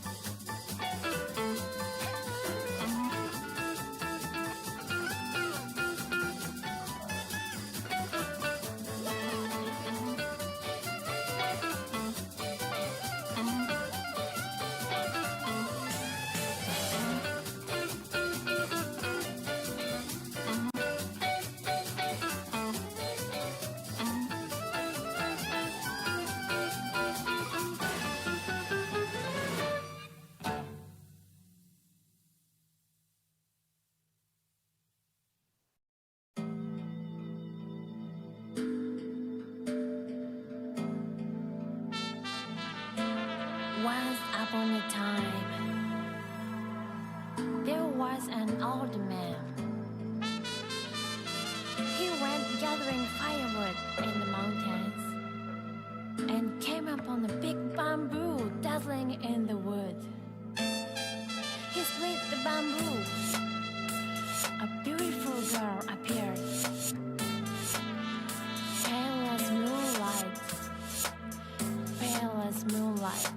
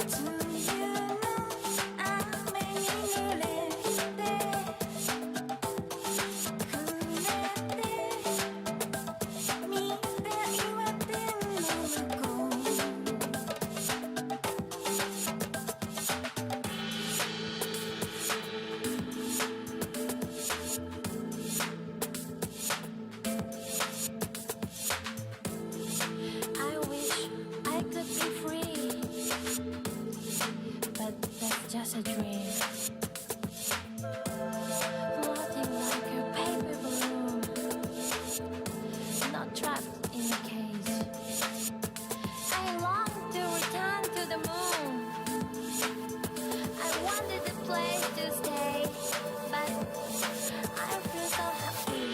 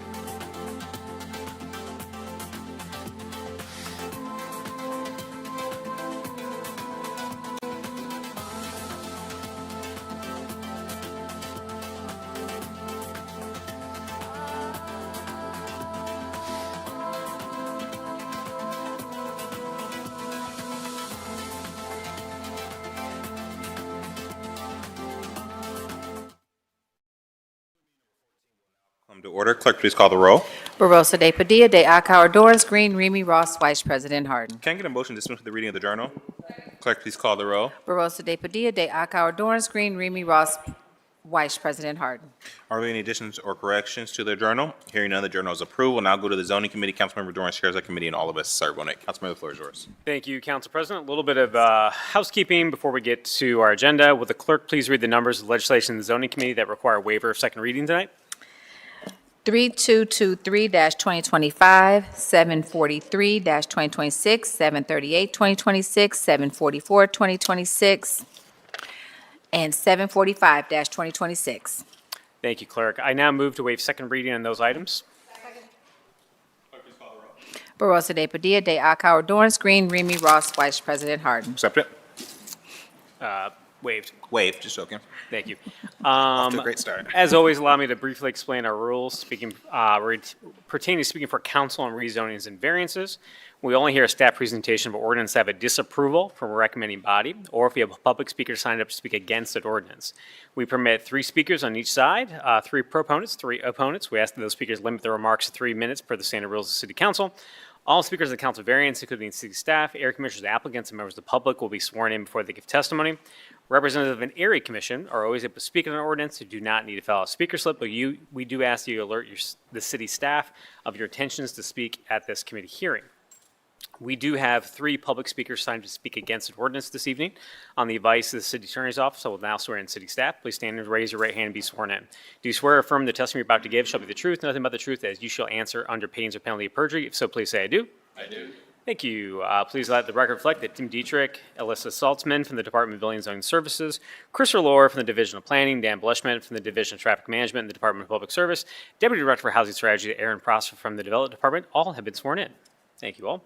Our first piece of legislation in this committee this evening is ordinance number 3223-2025 to rezone 4691 Central College Road, being 10.1 plus acres located in the south side of Central College Road, 1,050 feet east of Lee Road from R Rural District to LARLD Limited Apartment Residential District. Site consists of 1 parcel developed with a single-unit dwelling, and the requested rezoning will allow for the development of an apartment complex with a maximum of 152 dwelling units. Proposal is approved from City staff and the Development Commission, but a disapproval from the Northland Community Council. The Development Commission originally recommended disapproval in November of last year, but after the applicant went back and made changes to the proposal, the Development Commission reversed that decision in February and now is in approval. Due to that disapproval from the Civic Association, we'll now hear a staff report, starting with Ms. Alyssa Saltzman and Mr. Tim Dietrich from the Department of Building and Zoning Services. The floor is yours. Good evening, Chair Dorans, President Harden, members of council. Rezoning request Z25-019 at 4691 Central College Road was filed with the Department of Building and Zoning Services on March 28, 2025 as LAR1, Limited Apartment Residential District, containing 216 dwelling units within 9 3-story buildings at a density of 21.3 dwelling units per acre, and was initially heard by the Development Commission on July 10, 2025, where it was tabled by a 4-0 vote. Z25-019 then returned to the Development Commission on November 13, 2025, as a request for LARLD Limited Apartment Residential District containing 175 dwelling units with a mix of 2- and 3-story buildings at 17.3 dwelling units per acre, a reduction of 41 units from the previous meeting. The Development Commission recommended disapproval by a 4-2 vote. Finally, Z25-019 returned to the Development Commission on February 12, 2026, containing 152 units within 9 2-story buildings at 15 dwelling units per acre, a further reduction of 23 units from the previous meeting. The Development Commission recommended approval by a 3-2 vote. Tonight, Z25-019 is a request to rezone 10.1 acres from R Rural District to the LARLD Limited Apartment Residential District to allow for the development of a 152 dwelling unit apartment complex containing 9 2-story buildings and shall be developed in accordance with the submitted site plan and building elevations.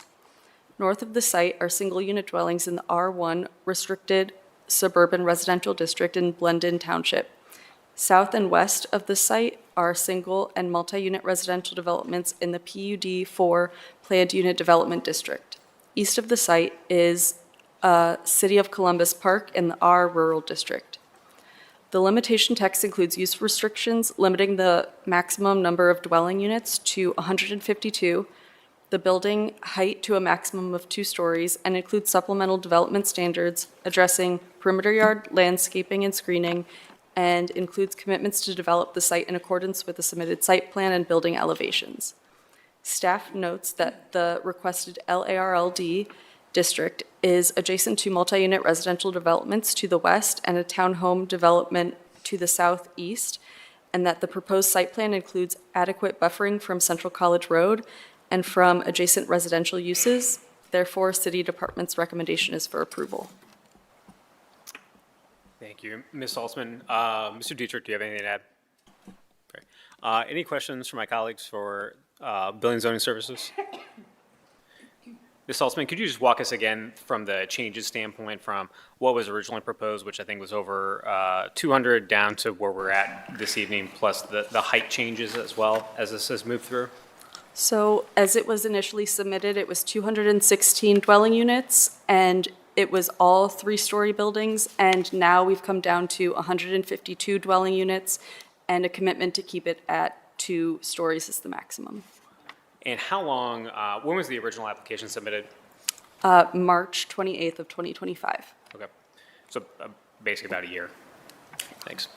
Again, any question, my colleagues? Our next presenter will be Mr. Christopher Lohr from the Division of Planning.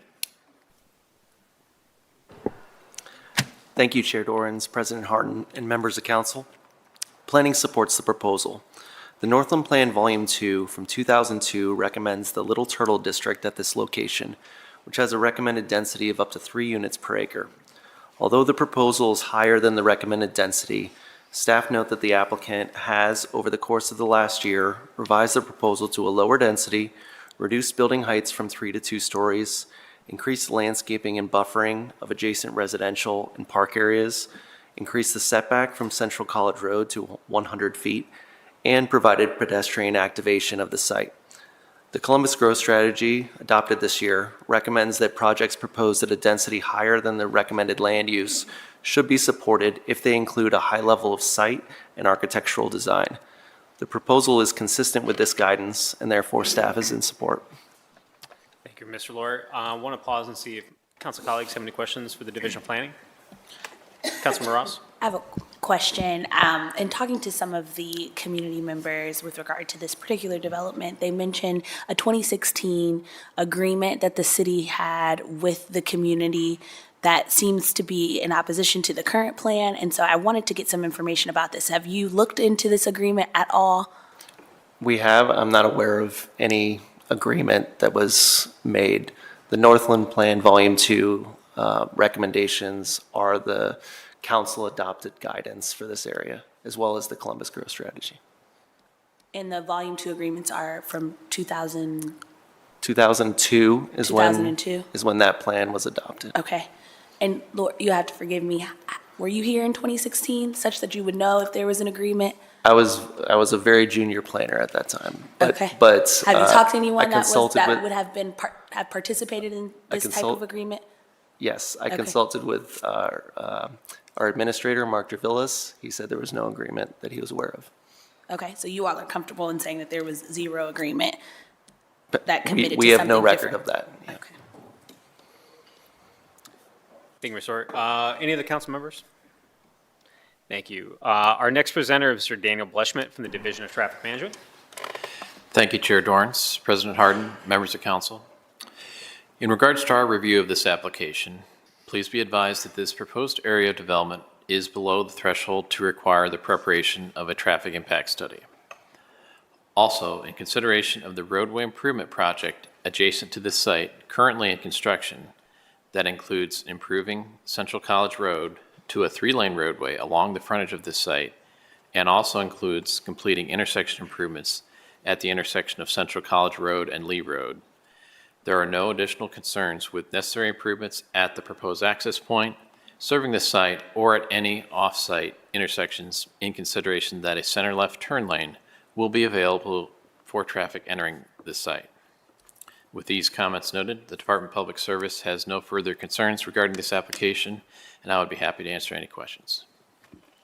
Thank you, Mr. Bleshman. So we do this every now and again. I know we've got a lot of folks that are here for this particular piece of legislation. So can you just talk about when we have both, when it's required under city code for there to be a traffic impact study and what that means, and then what the lower level, which is traffic impact, and sort of what that means as far as what it's looked at, how it's reviewed, and then sort of the traffic improvements that the city may require because of those various types of studies. Sure. So basically, if a traffic impact study is required, that's a site that has at least 200 trips in a peak hour or 100 trips going through a specific intersection. This particular development has, in its highest hour, about 80 trips, so it's about 1/3 of that threshold. So it's significantly below that impact study threshold. Now, if the city project currently under construction was not in progress, there would have been some type of traffic access study to look at turn lane warrants in order to see if there would be improvements needed. So, but however, that improvement is being taken care of with the larger improvement that was planned and is being implemented at this time. So is it fair to say the traffic improvements that would generally be required by an access study, those are already happening by virtue of the work that's already occurring there? Correct. So basically, say the worst case scenario, if those improvements were not happening, would be for a left turn lane to be installed, or be the requirement of the developer to install. And that requirement is being fulfilled. Thank you. Any questions for traffic management from my colleagues? Councilman Ross? I just have one question. You talked a lot about thresholds that would either mandate a study or not mandate a study. Where are those thresholds coming from? How are they being determined and by who?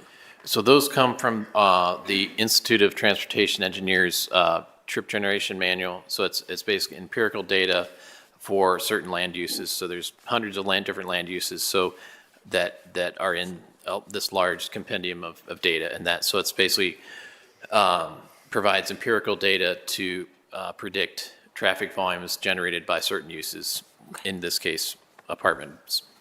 And just one more follow-up. You said that there are two different studies that could potentially happen, an impact study and then something lesser than that? Correct, a traffic access study. And the traffic access study was not completed because there already current construction on Central College Road.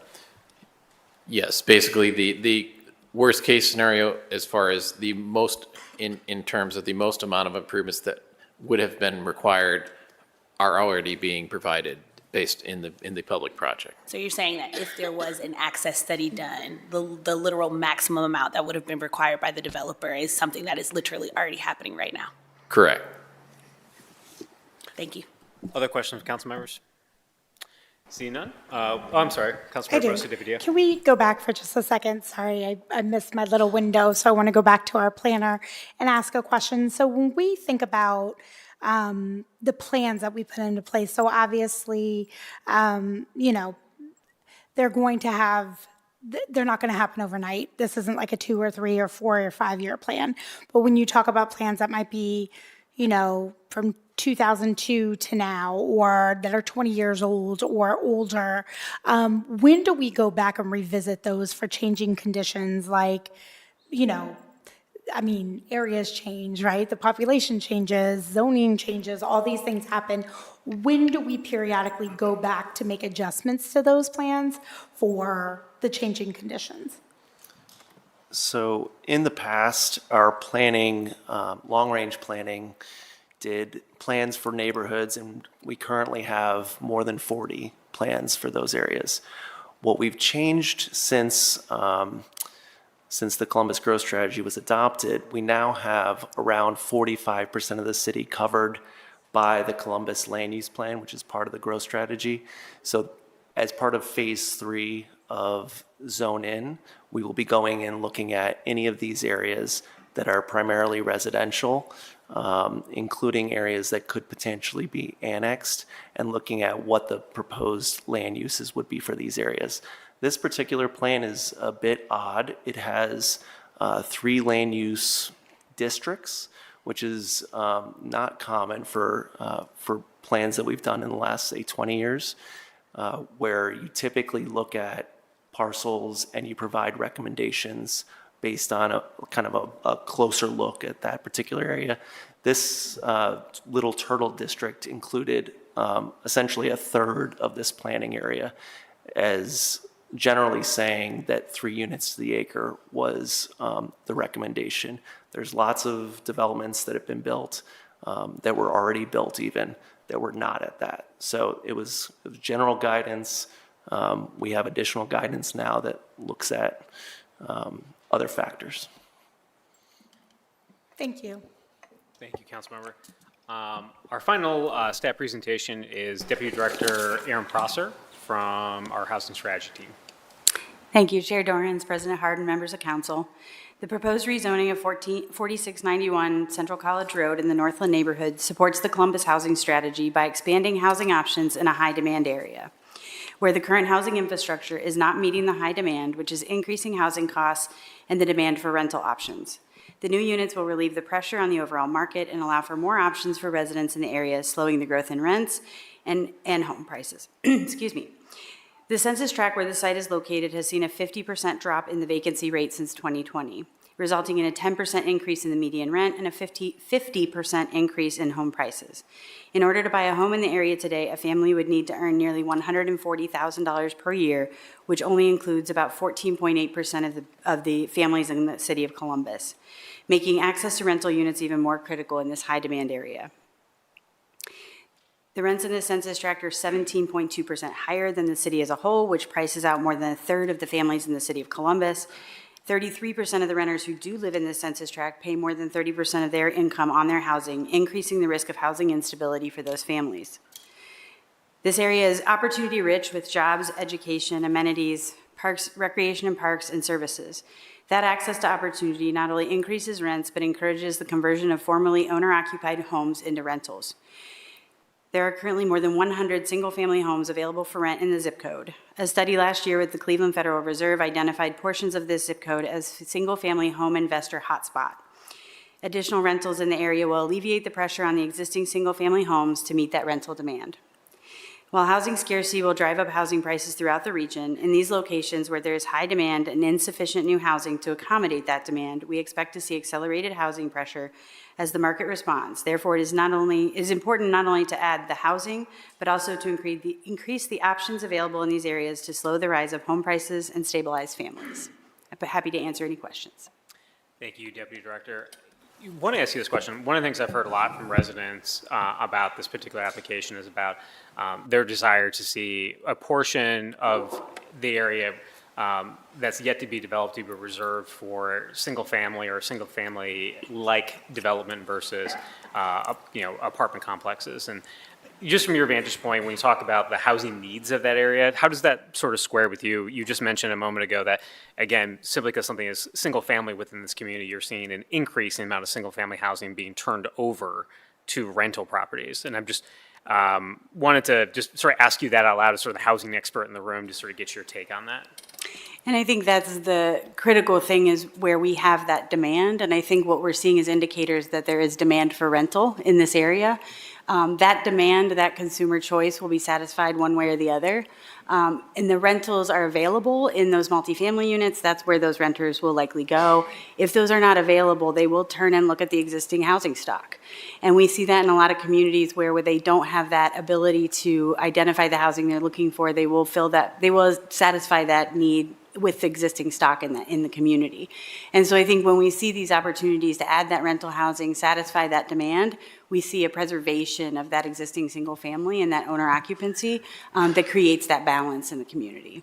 And when you talk about that balance, and again, this is something we've talked a lot about at council, and this is something that I've had a lot of back and forth with some of the folks that are interested in this about that diversity about, just different housing types. And this is something when we look at plans going back to 2002 versus the reality of 2026. Just curious, you're the housing expert here tonight, about the difference of what housing diversity looks like. And this is, I think, building off a question from my colleague a moment ago of what, sort of where we're at in 2026 compared to where we were at in, say, 2002, when we think about what is housing diversity to sort of meet those needs. Mhm. And I think when we look back, certainly the demand was a lot lower in 2002. We were a very different city, we were a very different region. As we've continued to grow economically, obviously, a lot of folks want to come in and join us. A lot of those folks are young professionals. They're looking for housing typologies that aren't necessarily ready for an owner, a single-family home. And then we also have folks that want to age in place in their community and identifying places where they can go. And I think what we recognize from 2002 to today is the supply and the volume is important, but it's also about having that diversity of housing type. It's referred to as the churn or filtration, where naturally we should be moving through different types of housing across our life. I think for a lot of folks now, when they look at the house they may be in, they may not have meant to buy their forever home. But because there is that lack of choice and supply, we end up kind of staying where we are. That also impedes the ability for that next family to come in and move into that house. So it's not only the supply in total, but without the diversity, we lack that ability to find the right place for us at the right time of life, and we may end up staying in homes that aren't working well for us, that we aren't ready to leave our communities to satisfy that change of housing typology, and the opportunity to have it present and across our whole city will be critical to having those options available so that you can stay in your community, but also be able to get the house that's right fit for you at the time you are in your life. Thank you. Any questions, my colleagues, for Deputy Director? Seeing none, I will invite the applicant's representative, Mr. David Hodgford, for a presentation.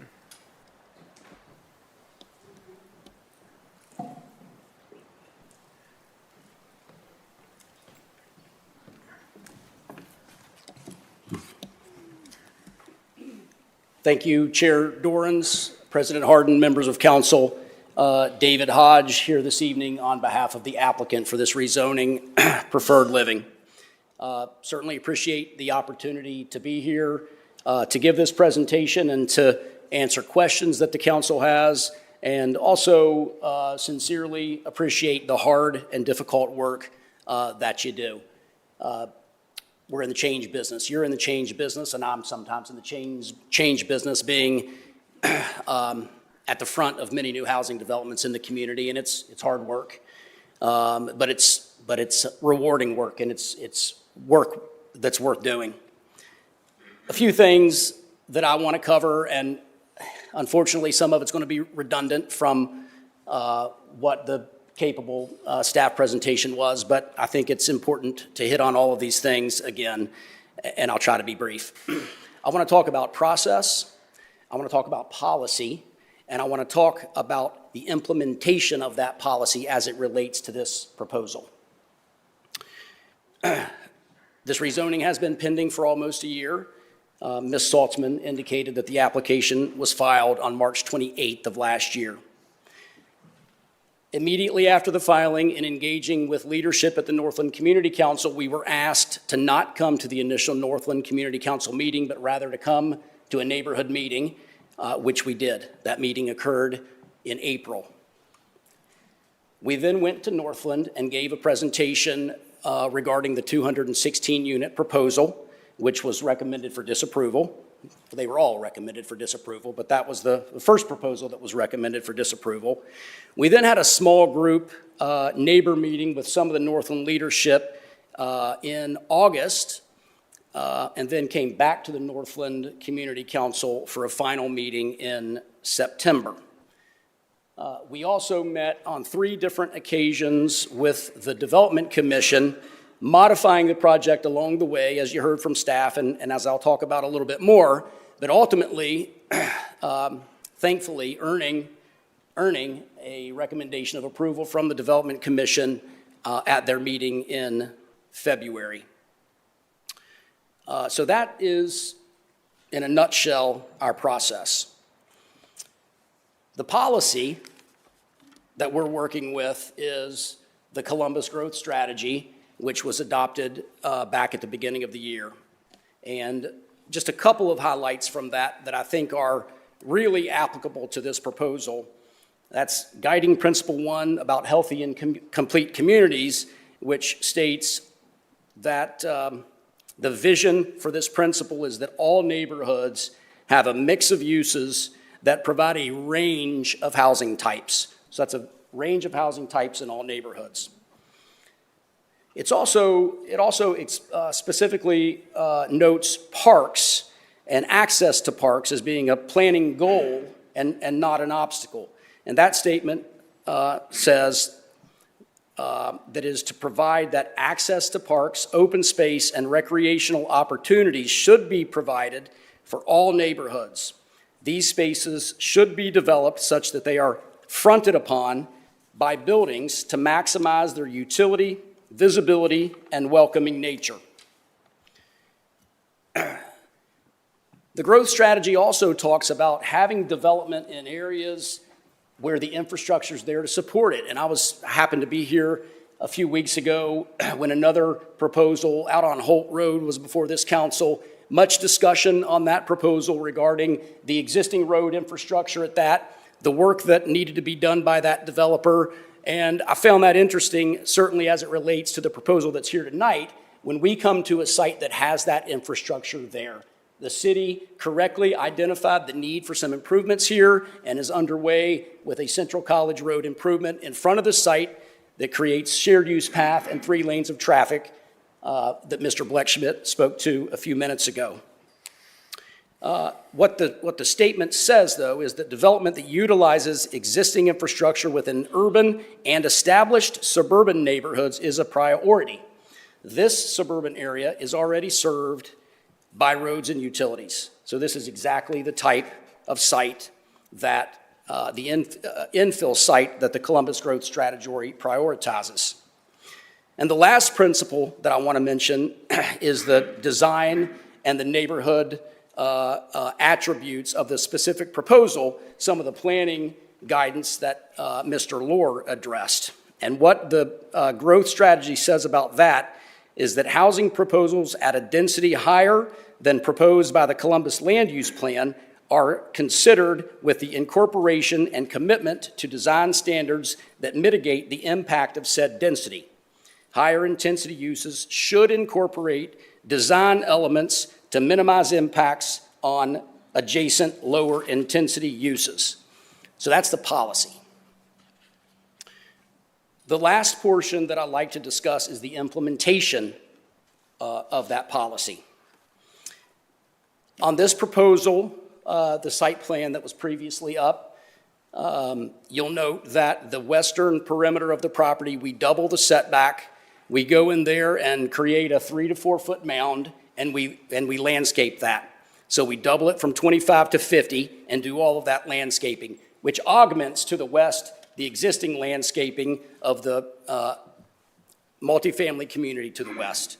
To the south, at the single family, same thing. To the east is the city park. We go from 25 feet to 37 feet there, and much like that guiding principle that I read, we embrace the park. We come in there, we create a seating area, we create a trail, moving from a centralized gathering space that connects up to the new shared use path at Central College Road. We also, through this limitation zoning, we commit to this site plan. So this isn't just a cartoon. This is in the legislation that's before you tonight, so this becomes a hard and fast commitment.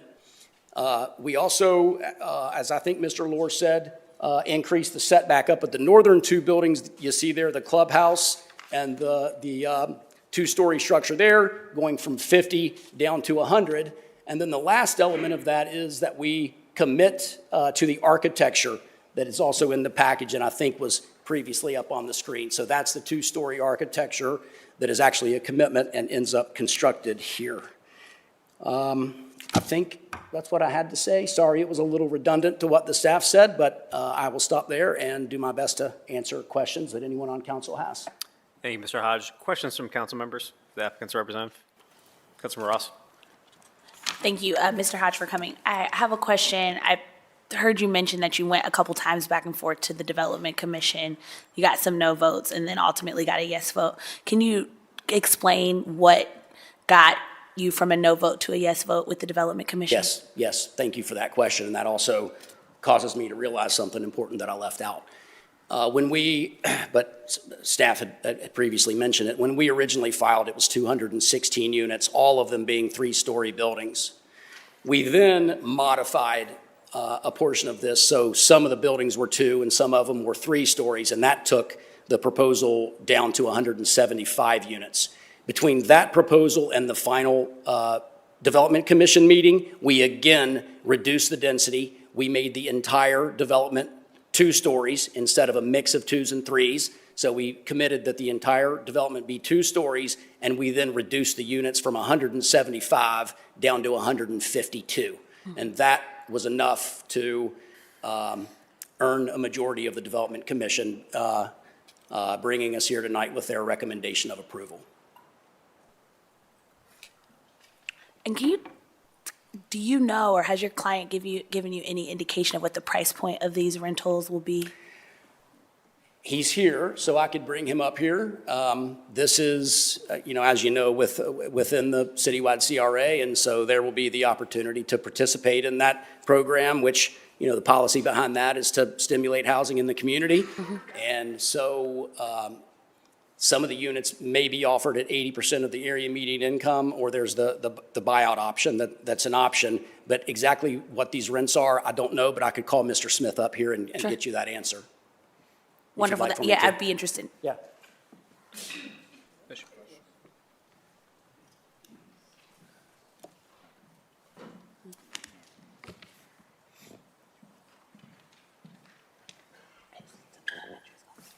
Good evening, council. I guess I didn't prep Mr. Hodge good enough, but I'd say worries. 1 bedroom's right around 1,500, 2 bedrooms plus or minus 2,000. From a market condition perspective, you're looking at, from a construction, if this went off tomorrow, at least 18 months, 12 to 18 months from opening. So obviously markets change from then and there, but that area plus or minus $100 is where we're seeing. So thank you. Thank you. Can I ask a question? Mr. Smith, at this moment, and this has no bearing, but are you considering one way or the other with the buyout or the affordability component? As of late, we've done both.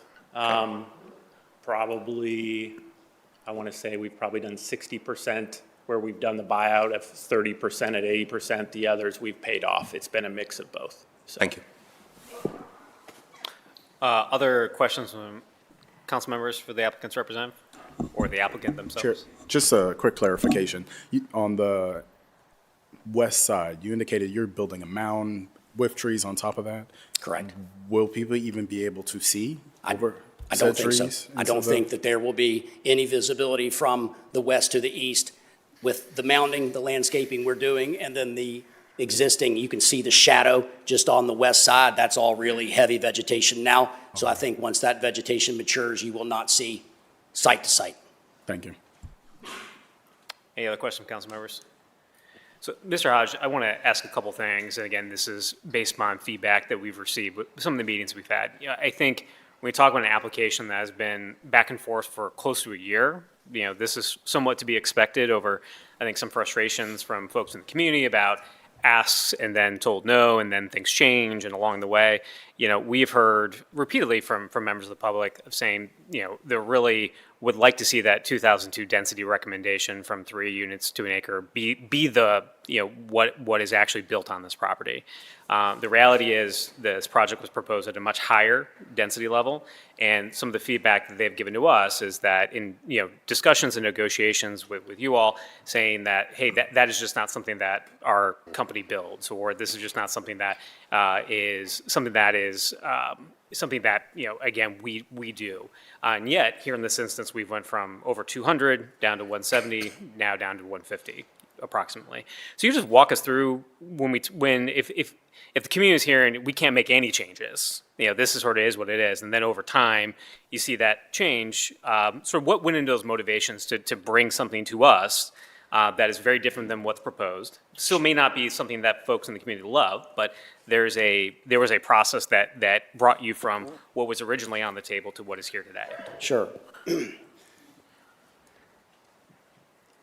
I'm a believer in this process in the city of Columbus, and I've been at it for my entire adult life, essentially. And, more often than not, an application that gets filed, when it's scrutinized, when it goes through the planning office, when it goes through the development commission process, when it goes through the neighborhood process, and then ultimately here at council, it often ends up a very radically different proposal than the one that was originally proposed. We wanted to earn support. We wanted to take in feedback. We wanted to have the neighborhood, have the development commission come around and support the project. And so we started out at 216. We thought that was a good proposal. We took in feedback and tried to go down to 175, increasing the setbacks, reducing those western units that you see there adjacent to the attached product to the west, make those 2 stories to lessen the impact over to the west.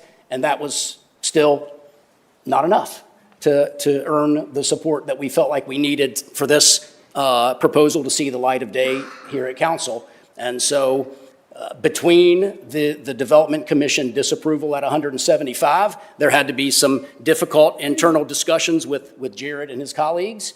And ultimately, the decision was made that we could maintain the same building typology with the 2-story buildings, the same really high-quality architecture, and still make the project make sense financially at the 152 units. So that was the process. Certainly, it's true that Preferred Living, they have once before. They won't ever again. They don't build single-family residential. They don't build townhouses. This is the type of product that they build. And so this is the type of product that was proposed by Preferred Living here. Hopefully that answers your question. It does. Thank you. Councilmember Green. I'm sorry, I recognize that this is adjacent to the zoning, but I just wanted to circle back again about the buyout question. So I know that when we spoke on the phone, Mr. Smith, you were pretty direct about the fact that you did not intend to take a buyout, and I did not hear that same level of directness from you now. So has that plan changed? We evaluate each one, but at this point, we're leaning towards not taking it. Okay. So I wasn't trying to be evasive. If I was, I apologize. Okay. I think, one thing that has been concerning, I think, we have been seeing more revenue flow into that fund than I believe what we anticipated, which means that if we're investing public dollars and helping to incentivize a project and then we're not seeing the direct investment in our community through the preservation of affordability, I think that's a challenge for me. Gosh, Councilmember Green, you and I should connect because I've got a lot of sites that could use those resources to create additional affordable housing in the community. Yes. You asked me which way again. So we're leaning towards buying out the project. You are leaning towards buying out the project. I misspoke when I said that. Okay. I don't want to be disingenuous. I appreciate that clarification. Yeah, I mean, We've gone back and forth in a lot of different ways. We've done 2 projects on Warner Road where we have left the 30% at 80% in place. Mm-hmm. We've got a project at Crosswoods where we did the 30% at 80% in place that are active right now. So we have done a number of them both ways. But right now, the way I'm looking at it on this specific project is with doing the buyout. Yeah. So just to be transparent. Can I ask a follow-up question to that? Because I wonder if there were higher units, if you had more units, would you be more likely to go with the affordability versus less units? I think it always makes a lot of things easier in the world of development, right? Because you have a static amount of costs, regardless of whether you have 150 units or 216 units. Mm-hmm. I always use the example of a domestic water tap is $22,418. Whether you have, yes, that's sad that I know that, right? Whether you have 100 units or 400 units on a site. So those are some of the economies of scale that you're referring to that add up. I mean, it gets down to some of these projects when we're looking at these, how you build a clubhouse later on. Yeah. Because the clubhouse is a static cost, again, once you have 152 units or you have a 216 units. Yeah. So, Well, I think, figuring out whether or not the numbers work as a, developer, that's your job to do. Figuring out whether or not something is a wise investment of public dollars, that's our job to do. And I think that's the thing that I'm starting to become a little disillusioned with, I guess, when we're, wanting to ensure that when we're, making these investments, that it's having a real tangible payoff for our residents. So that's a bummer, man. Thank you. Other questions from my colleagues for the applicant or the representative? You talked about the length of time in which you have been making changes kind of to your original plan. Have those resulted in an increase or decrease in costs? When the density, I mean, it's an absolute increase in cost. Okay. Obviously, kind of what I alluded to earlier on the water tap, right, at $22,418. Now going from 3 stories to 2 stories, think of it purely, the easiest thing I can tell you is that for the most part, staff can tell you that when we went from 3 stories to 2 stories, I just took the 3rd story off the rest of those buildings, right? All of a sudden now, all that concrete that's on the 1st floor for your concrete slabs, all the utilities that ran to that site, whether I had 152 units or 176 units, all of those costs stayed the same.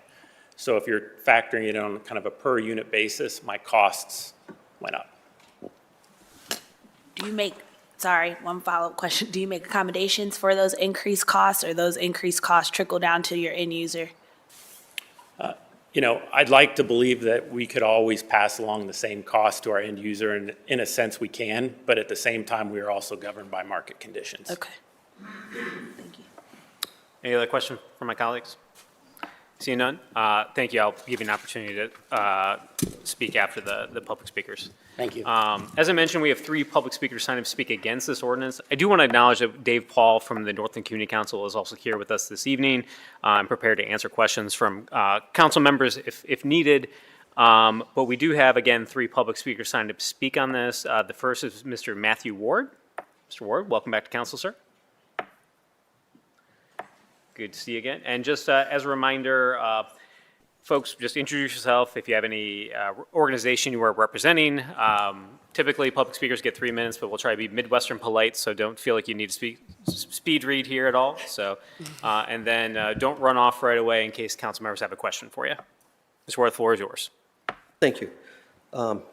Chairman Dorans, President Hardin, and other council members, good evening. Thank you for allowing me to address you this evening. I'm Matthew Ward. I'm board president at Asherton Grove Condo Association. I live in Columbus, and we are opposed to this zoning request. We understand the housing crisis and support the city's efforts to address it. But you also need to consider in rezoning requests is how the city area is zoned and affected, the existing property owners invested in their homes, counting on surrounding development to match the city's master plan. Surrounding residents should have input and consideration in the decision. Allowing spot zoning and shoehorning apartments on this parcel breaks the trust between the existing residents and the city of Columbus. We're not against apartments. They are an important part of resolving the housing crisis. They're just not appropriate for this location. They do not fit due to the lack of public access at this time, inconsistency with the existing surrounding residential and single-story condos, and the 2-lane road structure. While improvements are going on, it will still remain 2-lane for a majority of Central College, where buses continually stop to unload and reload children. Single-family homes and condos also need to be built to reduce the housing crisis and give people the chance at the American dream of home ownership. There are already within 3 to 4 miles, my understanding is approximately 5,000 plus apartments in this area. The NCC voted down this proposal twice, 16-0 before the Development Commission hearings. The NCC was bypassed on the developer's 3rd appearance at the commission. The Development Commission tabled the proposal at the first meeting so the project could be reworked. At the second hearing, it was voted down 4-2, with all 6 members noting their concern that it was still too high of a density for this area. At the third commission hearing, it was approved by a single vote. While Preferred Living has reduced the density and has a much, much better plan layout than when they started, it is still too high a density for this location. We are open to a reasonable density solution, but this is not it. There's been a unified effort by the residents, the homeowners, and the area associations with the NCC working with the city to limit development to the still current Northland Master Plan. We have submitted petitions to council of over 2,500 surrounding residents who also object to this rezoning. The document that I believe CM Ross referenced earlier, we have not been able to locate a copy either, so we appreciate your looking for that. Please keep like property uses together and create multi-purpose neighborhoods starting with a plan and not by spot zoning. We ask that you review the proposal and see that this is not in the best interest of the existing neighborhoods. There is more than useful value in this land for single-family homes, and reject this zoning request. Thank you for your time. Thank you, Mr. Ward. Any questions from my colleagues for Mr. Ward? Mr. Warden, Councilman.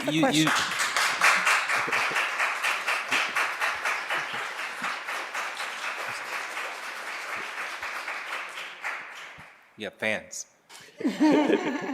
You said that this is not the right number of units. What is the right number for you, and how do you get there? It would depend on the development. Master plan is 3. We understand that's not going to happen. 3 doesn't make sense with the housing crisis. This would be an ideal area for somewhere between 5 or 6, or maybe a little higher.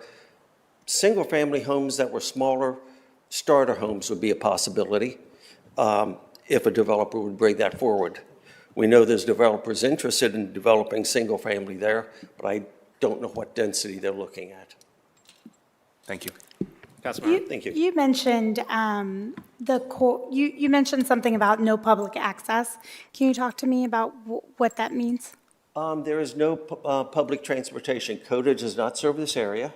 The nearest transportation hub is about 3.5 miles away, closer to the 161 Hamilton Road corridor, where there's already extensive development, both with apartments and services. But people could live in a house and still want to live near public transportation, right?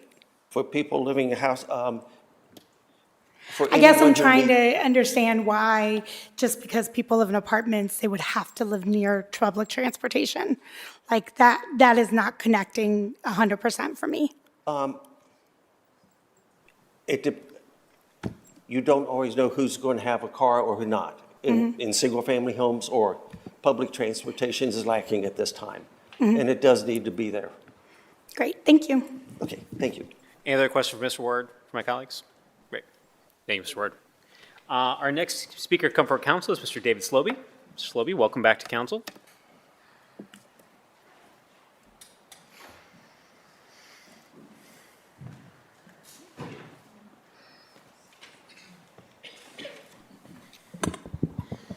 Okay, I want to thank you, Council President, President Pro Tem, and council members for this opportunity to speak. I'm Dave Sloby. I represent Ashton Grove as a representative to the NCC. I respectfully ask you to deny this project. Our 12 communities are asking for the city to continue developing the area according to the Northland 2 plan, which is still in effect, along with our investment into that vision. The neighborhood consists of nearly 900 homes. At a minimum average value of $400,000, our neighborhood has collectively invested $360 million into this joint vision between our neighborhood and city. Our neighbors sitting in this chamber, and if you guys could raise your hands or stand up to show the support, have invested $360 million into this joint vision between our neighborhood and the city. the NCC Development Commission, the City Development Committee, and use the Volume 2 plan have worked over the past 25 years to develop that vision for what is now our current neighborhood. This parcel does not border a major corridor, nor was it ever meant to be a major corridor. Central College Road and Albury roads cannot be widened to look like Morse or Dublin Granville.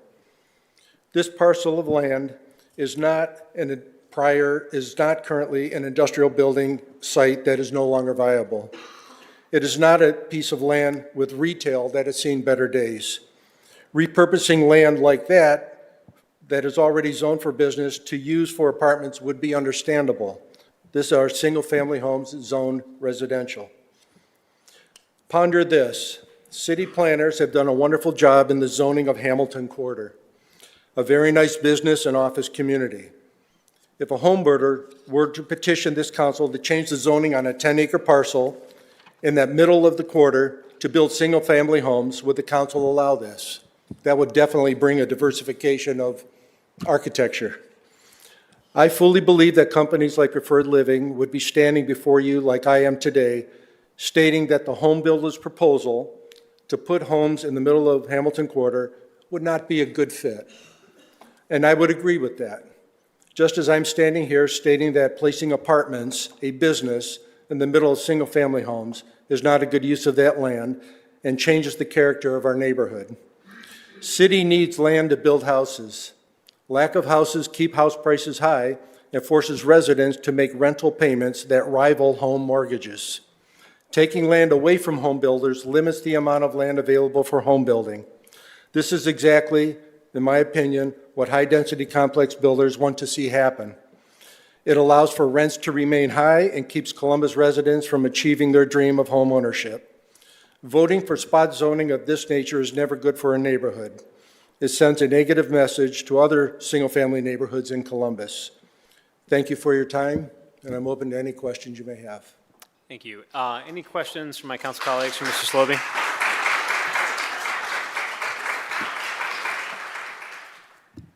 Thank you. Thank you. Our final speaker is Ms. Suzanne Harnacher. I apologize if I mispronounce your last name. Welcome back to council.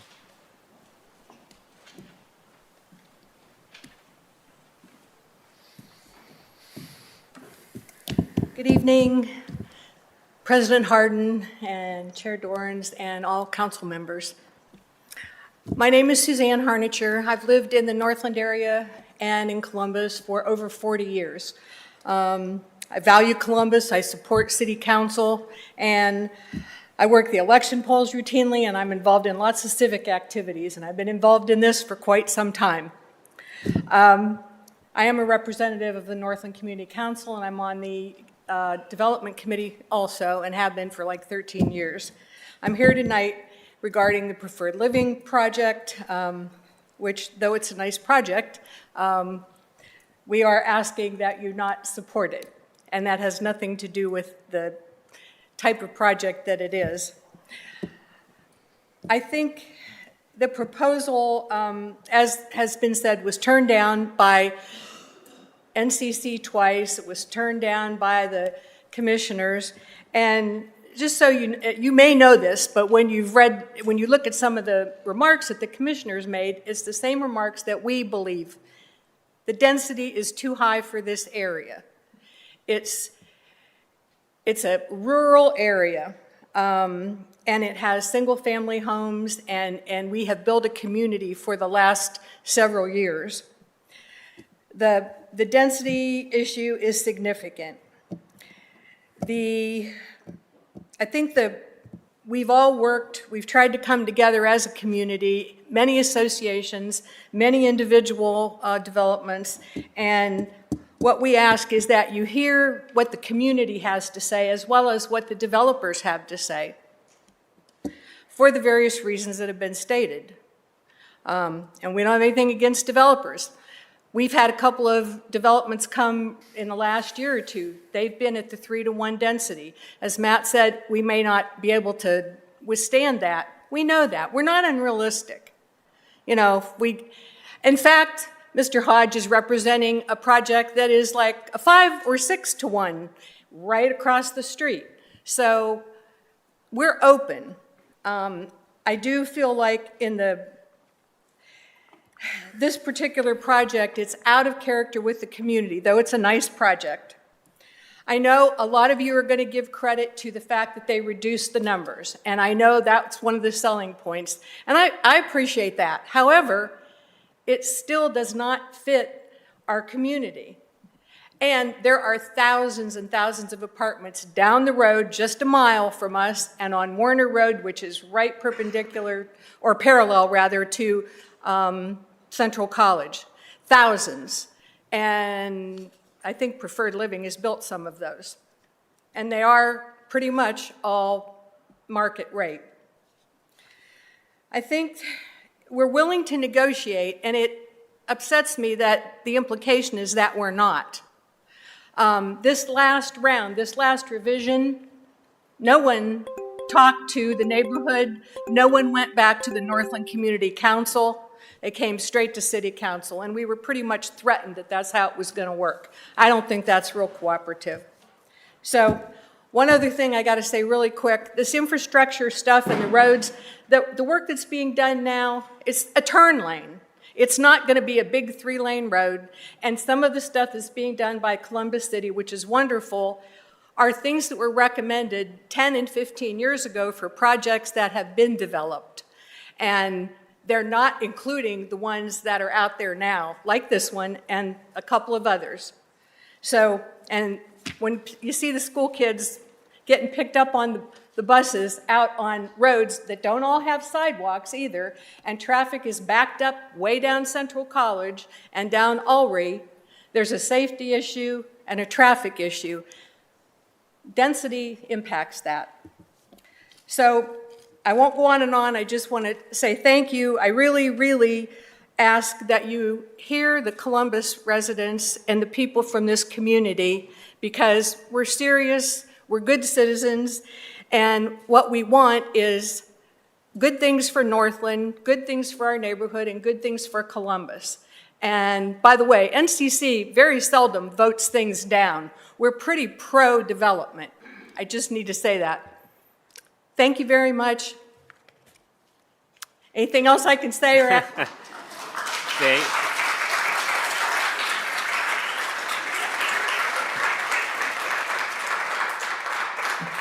Thank you. Any questions by Councilmember Green? I'm sorry. Oh, no, you're totally fine. No, I just want to say to you and to the rest of your counterparts, I've really valued being able to meet with you and talk about this issue. I know we have gone back and forth about, the way that I view the project, and I'm trying to be very clear and transparent, I think, from my perspective. But I just really want to come out and get to see, this incredible community that has brought all these people here tonight. So would love to come out and visit you and visit your beautiful neighborhood at a meeting sometime. But yeah, I just want to thank you very much for your diligent advocacy around this project, and I'm sure there will be future, reasons to be advocating together. And so, how lucky are all of you to be in community with one another in such a special way? So. And we thank you for meeting with us, because we got to meet with a lot of you, and it was helpful to us. It was probably a little educational to some of you, and this is a tough process, and it's nerve-wracking, and we just love our community, and we've worked together, and the character of it is wonderful. And I know there's going to be more apartments, but believe me, there's plenty right now, and we know we need them too. So thank you. Thank you. Any other questions for a speaker?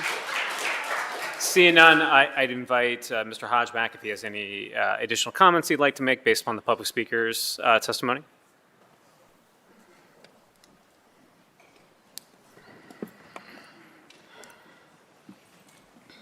Thank you, Chair Dorans. Yes, certainly it's been a tough process. It's been a year-long process of reviewing the proposal, revising the proposal, and trying to find the right balance that ultimately earned the Development Commission support, and we're grateful that it did. You know, back in January, the city adopted the growth strategy, a little bit of a different policy. That's 2026 as opposed to 2002, which is what the Northland 2 plan is. This is not a business in the middle of residential. This is exceptionally high-quality apartment residential adjacent to essentially apartment residential to the west, single-family to the south, with a commitment, not just a thumbing of the nose to concerns, but a commitment to that quality architecture and a commitment to those buffers out of respect to the process and out of respect to the community. The DC commentary from the commentary from the Development Commission across the board generally stated that it is a vastly improved proposal from where it started at 216 down to 175 and then ultimately 152. That was the unifying theme. You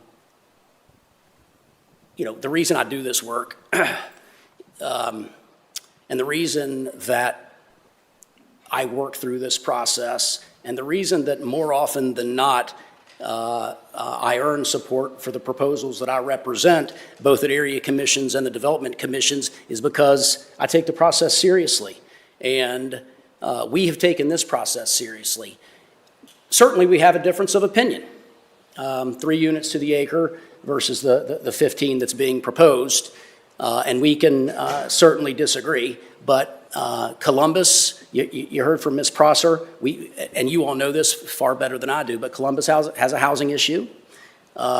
This is appropriate housing in an appropriate location, not spot zoning, a commitment to high-quality architecture, and a commitment to buffering all around the perimeter with existing infrastructure there with the Central College project to support the proposal. So I'll stop, and if there are any additional questions from council, do my best to answer them.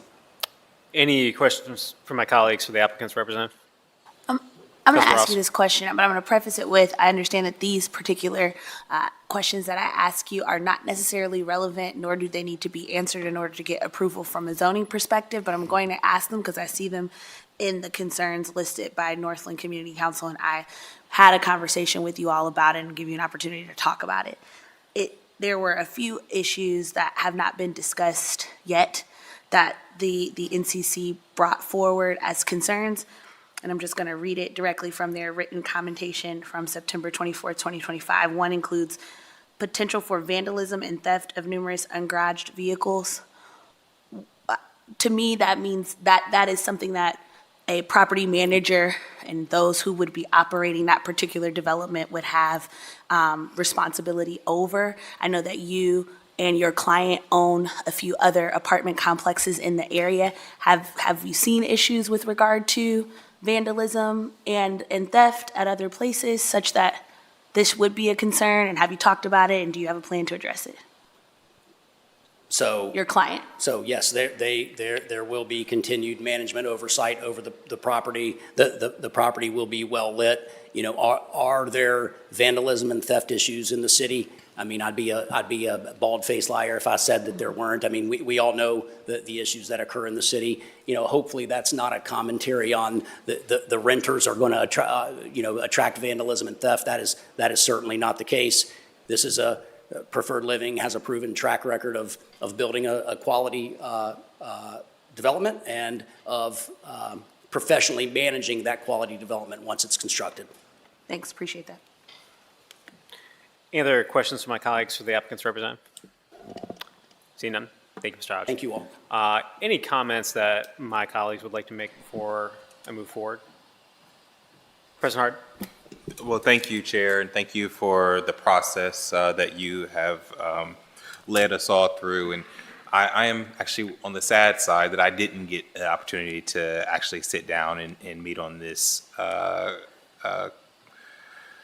zoning because I, like Councilmember Green, would already knew because the NCC is, if you could have favorites of area groups, the Northland Community Council would be right up at the top.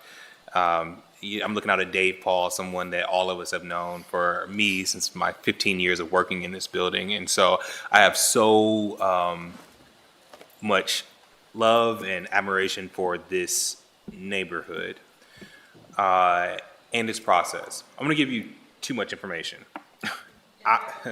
So last year I went through a divorce, and and I was not the breadwinner in the relationship. And so we were able to have nice homes. Our first home was a $400,000 home downtown. We sold that house because Columbus is changing and growing, and when we bought it for $400,000, we were able to put it on the market for nearly $700,000 3 years later. We bought a house out far east for $525,000, and it was my dream home. We were able to have my son there, and it was amazing. When my partner and I got a divorce, I had to find housing because we have districts close by my existing house. And then I was, as the head of the household now, I was relegated to my city pay to pay for my housing. Again, too much information, but I'm also someone who has a lot of student loan debt. And so you further take back what I had to available to pay for housing. The very few housing available were apartments that I could afford. And so for a year, I lived in an apartment that truthfully and very honestly was less than the one bedroom for $1,500 a month, but that's all that I could afford. And so some of these conversations around, because I was waiting for what is the real pushback here? We went from 216 units all the way down to 152. That's a reduction. I know it might not be enough for everyone. We talked about, and we've heard, and I have to listen to our planning folks when they say the right of way and the infrastructure is suitable for this number. And so I was trying to hear, like, what is the thing? What is the real pushback? And all I could hear was, this doesn't fit in our neighborhood. And to me, and I've learned this a long time ago, when I had to vote on a housing project, and I looked out in the audience and my grandmother was out protesting against me, that good people can be wrong sometimes when it comes to housing, and especially what that housing looks like and who's it for. And so for me, and take aside that the sketches of this project is one of the nicest facilities I've ever seen come before here. Take that aside. When we think about what a community is and what a neighborhood is and who it is, we're going to have to push ourselves past what our older thoughts of what a full neighborhood looks like. And we need more housing in Central Ohio. We need more housing. We need people, we need for your children to be able to afford to live in your neighborhood. And I promise you, a lot of them could not afford a $400,000 home at their starter house. And who wants to have their son and with the baby live next to us who have, families? We all do. Unfortunately, in a growing city where we don't have enough housing, and housing starts are at $450,000, an apartment is the new starter home. And if you want your grandkids sometimes to be close, you're going to need to have diversity within the neighborhood. And so, I was looking for, outside of my deep love for Dave Paul and NCC, what else could be my reason to vote against this? And truthfully, if I were to be the most honest, it was that they went down in density. because we need more affordability, and especially if that worked against them not having the affordability into it. Because again, I could not afford, as your council president, to live in that complex. I needed a 2-bedroom for me and my son. I could not afford to live in that complex. That's my issue with it. And so I support this, and I'm sorry that good people have differences sometimes, and especially on housing. But I have a track record of voting to make sure that all of our residents and all of our neighbors, and for many years it was theoretical. I was voting because I read that housing prices are real hard and that renters are good folks. But last year I became a renter in an apartment complex, and there were very few options. So thank you, Mr. Chair. Thank you, Council President. Councilmember Barosa de Padilla. Thank you, Pro Tem. You know, Council President, one thing that I think about all the time when I sit in this seat, I live in the neighborhood that I was born and raised in. I live just streets over from my family home, and my parents passed away, and I own our family home now. And it's interesting because 50 years ago, my neighborhood was Dairyland. My neighborhood in Fairmore, on Eastmore, between Bexley and Whitehall, was literally Dairyland. It was a rural area of the city, and then it grew into what it is, and I grew up on a street that had apartments. I grew up in a very Archie Bunker side of the neighborhood. I know people in this group will know that reference. Sometimes I say that and people look at me like I'm crazy. But, you know, we had very similar homes. It was a starter home. It was my parents' forever home. It's still my family home. And I moved over to Central Eastmore, which is arguably the more, people call it Bexley adjacent. It's the more wealthier part of Eastmore, and there are houses on Eastmore, or there are apartments on Eastmore Boulevard. Just a couple streets over, there's apartments over by Fairmore. It has not decreased the value of anything. It has not, actually the houses similar to you, Council President, we bought our first house at 40-something. I was a renter for 11 years. We lived in Boston and certainly could never afford to buy a house there, and then moved back to Columbus. Couldn't buy a house. We were just starting a family, and I rented a house on the south side that I got priced out of. And so, and you know, I had my niece and her twins were living in my basement for the past 2 years. And so when you think about affordability, when you think about where they want to live, I mean, my niece she should be able to live anywhere in the city that she wants to, in the kind of neighborhood that she wants to.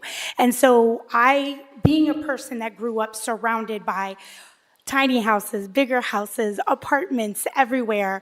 I think, to me, that's what I think of when I think of a neighborhood. I don't think about it singularly as single-family homes. I think about everything because those are the people I grew up around. And if I look at my family now, that's what they live in. And so when I know that there are nuances to zoning because I've certainly seen that on the east side. There was a project that I was like, this project just doesn't make sense, right? In this particular instance, I think that every part of Columbus is going to change. Every part of Columbus is going to change. Every street, everything, because the city continues to evolve and change. And so that's what I think of when I think about these zoning issues and when I think about these zoning developments that come before us is, you know, does it make sense? Where does it make sense? And I know for the people who live there, it doesn't always because it's something new and it's something different. And there is going to be that nuance there. But I just wanted to share, I think, Council President, to the points that you were making. I think in my mind, that's what makes up a neighborhood is all of these different sorts of housing stock where everyone can choose a place that is for them in the city. And we are talking about people like our aides. We are talking about people who work in this building. Yeah, we have a council member that rents now as an apartment dweller. And you should have that choice to live wherever you want in the city and not just in specific areas. So that's why this project for me resonates. And I think I didn't get the benefit of hearing from everyone, but hearing from you all tonight, that's what I see and that's what goes into my decision making. Thank you, Councilmember. Councilmember Green. Thank you, Council President Pro Tem. Council President, I already shared with the Northland Community Council how I was feeling I was going to vote, but it sounded almost identical to all of the words you said tonight, which I guess it is good to be in good company. You know, I myself am a single mom. I work 2 jobs. I am required to stay in my district, of course, and I'm very committed to doing so. But when I think about if I ever were to move, where it would be that I would want to be in, and it would be, you know, a community exactly like yours. And there would be no pathway for me as a social worker to be able to afford to purchase a home on my own in your neighborhood. And I think what a beautiful opportunity you have here to be able to expand, you know, the diversity and number of people in your community that would have what is clearly such an incredible opportunity to be among this group of people that care so much about one another.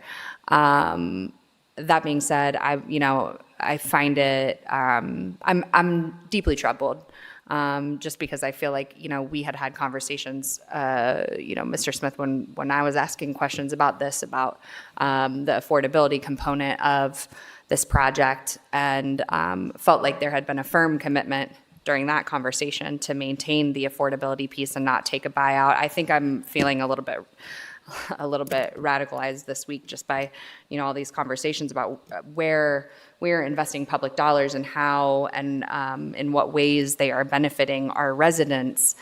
And I'm just not sure even allowing a buyout option is it anymore. And, you know, once a project is approved, we don't get any say in that. We sure take a lot of heat for it.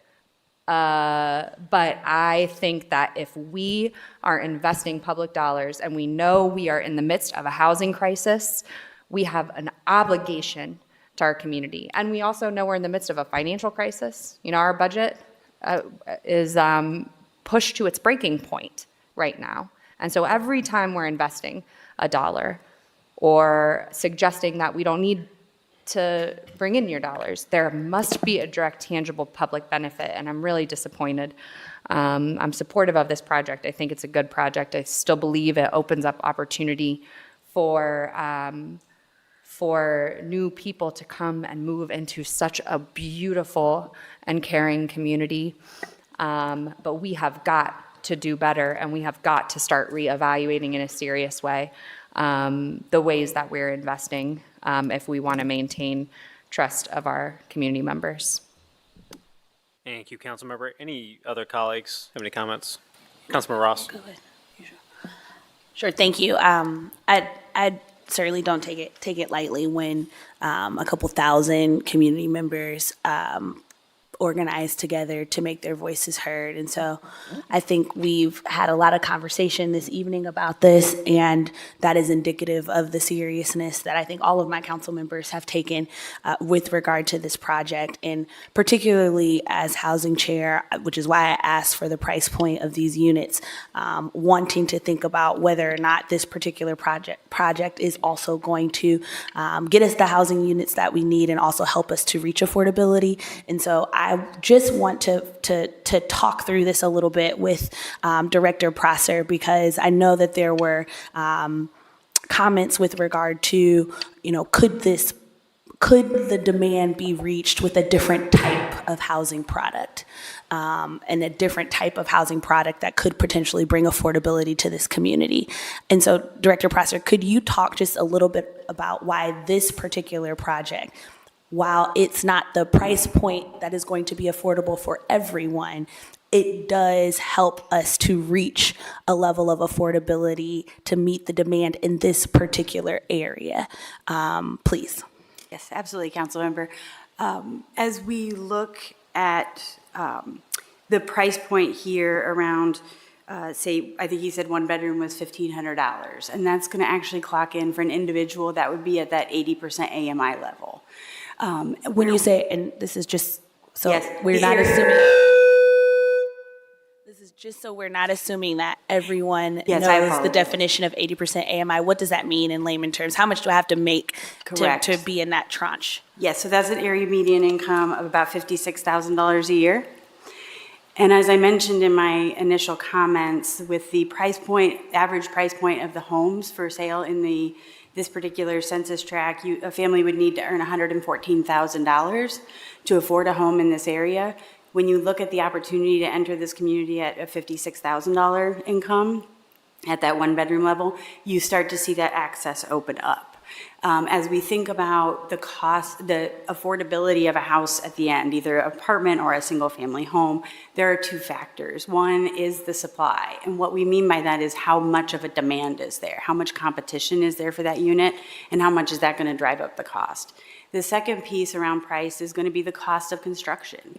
And as we talked about earlier, as we think about some of those fixed costs to doing that development, land, concrete slabs, things that you can't necessarily replicate or divide in half when the units go in half, all of that is going to contribute also to the price. So price is determined by supply and availability, but also cost of construction.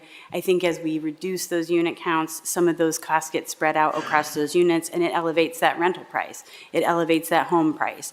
That's where you start to see that loss of affordability. But when we look at an opportunity to come in at a half the income level needed to enter the community outside of that home ownership opportunity, it starts to make sense to have that diversity, again, of housing opportunity. And then to naturally come in around 80% of the AMI on that single on the one-bedroom unit starts to be a really meaningful contribution in that particular area. Sure. Thank you. Councilor Ramey. Thank you, Chair. It is great to see so many neighbors here and from an organization that I led for 6 years before getting on the council. Appreciate all the advocacy, and it was nice to see so many of you when we went out there a couple weeks ago. You know, I remember that agreement. I remember it from a long time ago, and although just because I was there at the time, but you know, everybody is making good salient points here tonight, and it's understandable why it's important for additional housing. But I am going to be supportive of my neighbors and Northland Community Council tonight and oppose. But again, you know, everybody's right. Everybody has good salient points, and so I'm just want to make sure I went on record why. So thank you. Thank you, Councilman Ramey. Anyone else? Seeing none, not going to belabor, I think, many of the points that my colleagues made. I think one thing, again, as Councilor Ramey just pointed out, you know, reasonable minds can certainly disagree. I think one of the things that is difficult in these processes is where are those places of compromise. And again, in this instance, I think it's difficult for council, and this is something I've shared with the neighbors that I met with, is that council does not dictate terms. We get presented with an application after a elongated negotiation between neighborhood groups, between the Development Commission, between the applicant themselves. So when folks say they prefer X, Y, and Z within this location, council does not have a magic wand and say magically this will now be exactly what you want. So ultimately, this body's charged with reacting to what is in front of us legislatively here tonight. And every member has the opportunity to review that, meet with interested parties, individuals, and consider all the information on their own. Again, I think in this instance, personally, when we think about the existing infrastructure that is there, when we think about, again, going from the amount of units that were originally on the table down to where we're at, while additionally reducing the height of the project. This body considers lots of these applications, and a lot of the criticisms I think I've heard about this one that have, in my opinion, been addressed, at least in part, by the applicant. Unfortunately, we have other applications that we don't see that kind of movement. So there is not going to be a perfect compromise here, but again, in a city that is desperately needs housing, particularly in places that contributes to that housing diversity, personally, I think this application is ready to move forward. So therefore, I move to amend as submitted to the clerk first. Clerk, please call the roll by voice, I'm assuming. Barosa de Padilla.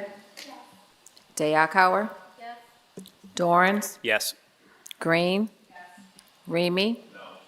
Ross. Weiss. President Harden. Yes. I now Amended. move for passage as amended by voice. Barosa de Padilla. Is there a second? Clerk, please call the row. Barosa de Padilla. Day Akauer. Dorans. Yes. Green. Remy. Ross. Weiss. President Harden. Yes, ordinance is passed. Thank you. Next, we have ordinance 0743-2026, rezone 6495 Hall Road, being 26.69 plus acres, located on the north side of Hall Road, approximately 725 plus feet, east of Oakland Park Drive from R Rural District to PUD 4 Plan Development District. This site consists of one undeveloped parcel spanning both sides of Hall Road due to recent annexation from Prairie Township into the city of Columbus. The requested rezoning request will allow for the development of 63 single-unit dwellings in a platted subdivision with almost 12 acres of open space. The proposal is approved from City Staff, Development Commission, and the Westland Area Commission, and the Big Darby Advisory Panel. Do my colleagues have any questions or comments? Seeing none, I move for passage. Clerk, please call the row. Barosa de Padilla. Day Akauer. Dorans. Green. Remy. Ross. Weiss. President Harden. Pass. Thank you. We move into the council variances portion of the agenda. The next three items are all variances to allow two-unit dwellings on properties where only single-unit dwellings are currently allowed. Just want to point this out as it further illustrates we're seeing the need for increased density in all neighborhoods across Columbus at different types of density levels.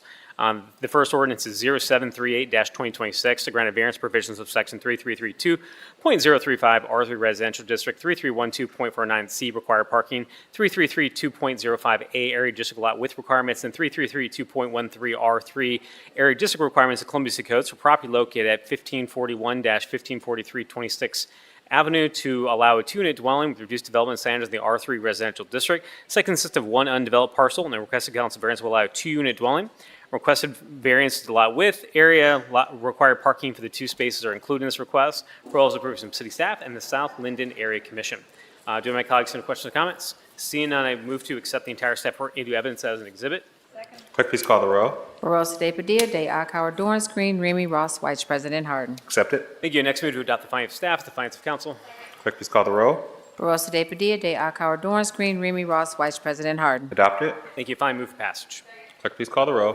Barosa de Padilla. Day Akauer. Dorans. Green. Remy. Ross. Weiss. President Harden. Passed. Thank you. Next, we have ordinance 0744-2026, granting variance provisions of section 3332.035 R3 Residential District, 3332.05A4 area lot district requirements of Columbus City Codes for property located at 3165 McGuffey Road to allow two-unit dwelling reduced lot widths in the R3 Residential District.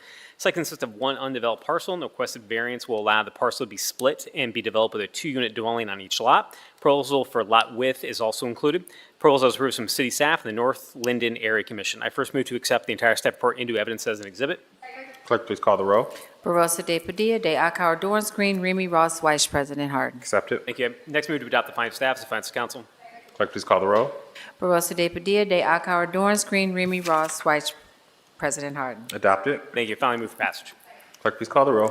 Barosa de Padilla. Day Akauer. Dorans. Green. Remy. Ross. Weiss. President Harden. Passed. Thank you. Finally, we have ordinance 0745-2026, granted variance provisions of section 3332.035 R3 Residential District, 3312.49C required parking, and 3332.05A4 area district lot with requirements, and 3332.13 R3 area district requirements of Columbus City Codes for property located at 1351 East Fulton Street to allow two-unit dwelling reduced development standards in the R3 Residential District. The site consists of one undeveloped parcel, and the requested council variance will allow the site to be developed with a two-unit dwelling. Variances for lot width, area, required parking are also included. Proposal is approved from the city staff and Northeast Area Commission. I first move to accept the entire staff report into evidence as an exhibit. Clerk, please call the row. Barosa de Padilla. Day Akauer. Dorans. Green. Remy. Ross. Weiss. President Harden. Accept it. Next, move to adopt the findings of staff, the findings of council. Clerk, please call the row. Barosa de Padilla. Day Akauer. Dorans. Green. Remy. Ross. Weiss. President Harden. Adopt it. And finally, move for passage. Clerk, please call the row. Barosa de Padilla. Day Akauer. Dorans. Green. Remy. Ross. Weiss. President Harden. Passed. And Council President, all we have on tonight's zoning agenda. Thank you. See no further business coming for zoning. Is there a motion to adjourn? Clerk, please call the row. Barosa de Padilla. Day Akauer. Dorans. Green. Remy. Ross. Weiss. President Harden. Meeting is adjourned. We'll reconvene in 5 minutes.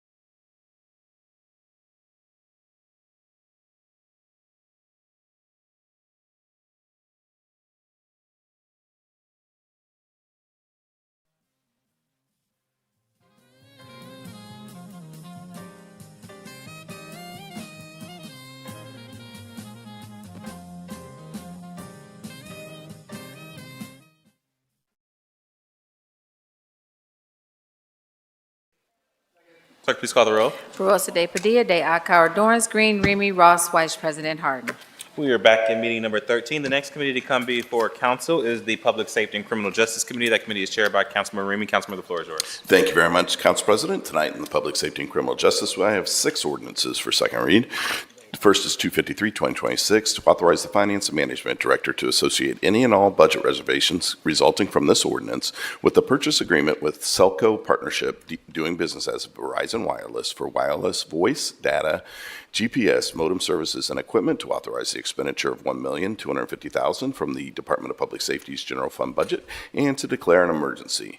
This ordinance reserves funding for Verizon Wireless voice, data, GPS, and modem services supporting the Department of Public Safety's daily operations.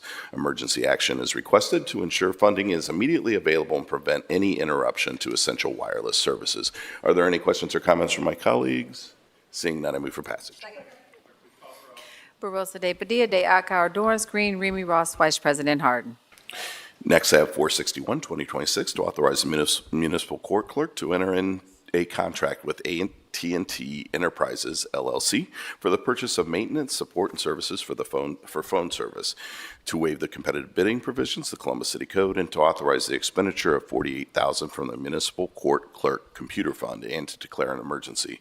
This ordinance is being brought forward in part because of a corporate reorganization involving the prior provider, and because continued phone service is necessary for the clerk's daily operations and public-facing work. The legislation also waives competitive bidding because the city already maintains the phone numbers used by the clerk's office through an existing AT&T master agreement, making a switch to another vendor impractical and potentially more costly. Emergency action is necessary for the uninterrupted operation of the municipal court clerk phone service. Are there any questions or comments from my colleagues? Seeing none, I move for passage.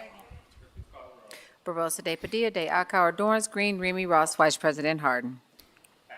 Next, I have 466-2026 to authorize and direct the city auditor to transfer $1,649,976 within various projects of the Safety Voted Bond Fund to amend the 2025 capital improvement budget, to waive the competitive bidding provisions of the Columbus City Code, Chapter 329, to authorize the Finance and Management Director to enter into contracts with and issue purchase orders to Atlantic Emergency Solutions for the purchase of 4 Horton Ford F-550 gas chassis medics, to authorize the expenditure of $1,649,976 from the Safety Voted Bond Fund, and to declare an emergency.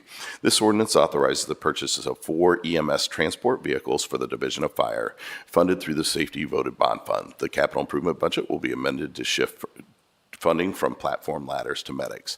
A bid waiver is requested as the Division of Fire has standardized its custom EMS apparatus fleet and negotiated directly with the manufacturer, resulting in a cost-effective procurement approach. Emergency action is necessary due to extended build for time for custom apparatus. Immediate encumbrance of the funds upon passage is required to ensure production begins without delay. Are there any questions or comments from my colleagues? Seeing none, I move for passage. Barosa de Padilla, de Akauer, Dorance Green, Remy Ross, Vice President Harden. Next is 494-2026 to authorize the Finance and Management Director to associate general budget reservations resulting from this ordinance with the appropriate universal term contract purchase agreements on behalf of the Division of Fire for the purchase of uniforms from Galls LLC, turnout gear from Fire Acquisition Company LLC, doing business as Phoenix Safety Outfitters, and SCBA equipment from Atlantic Emergency Solutions, to authorize the expenditure of $1,530,000 from the general fund and to declare an emergency.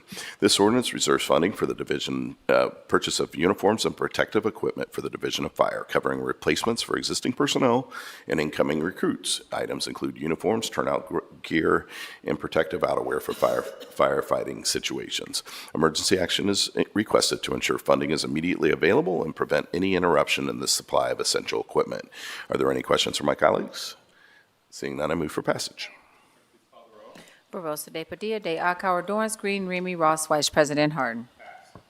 Next, at 495, 2026, to authorize and direct the Finance Management Director to associate all general budget reservations resulting from this ordinance with the appropriate universal term contract purchase agreements with Bound Tree Medical LLC, Zoll Medical Corporation, and Teleflex LLC for the purchase of EMS pharmaceuticals and miscellaneous medical supplies for the Division of Fire, to authorize the expenditure of $1,200,000 from the general fund and to declare an emergency. Emergency action is requested to replenish supplies to adequate levels without delay. Are there any questions or comments from my colleagues? Seeing none, I move for passage. Second. Barosa de Padilla, de Akauer, Dorance Green, Remy Ross, Vice President Harden. And finally, I have 724-2026 to authorize the Department of Finance and Management to enter into contract with Perkin Elmer U.S. LLC for the purchase of 2 ATR accessories with associated shipping costs for the Division of Police Crime Lab, to enter in said agreement in accordance with the terms of bid waiver provisions of Chapter 329 of the City Code, to authorize the expenditure of $24,929.16 from the fiscal year Paul Coverdell grant and to declare an emergency.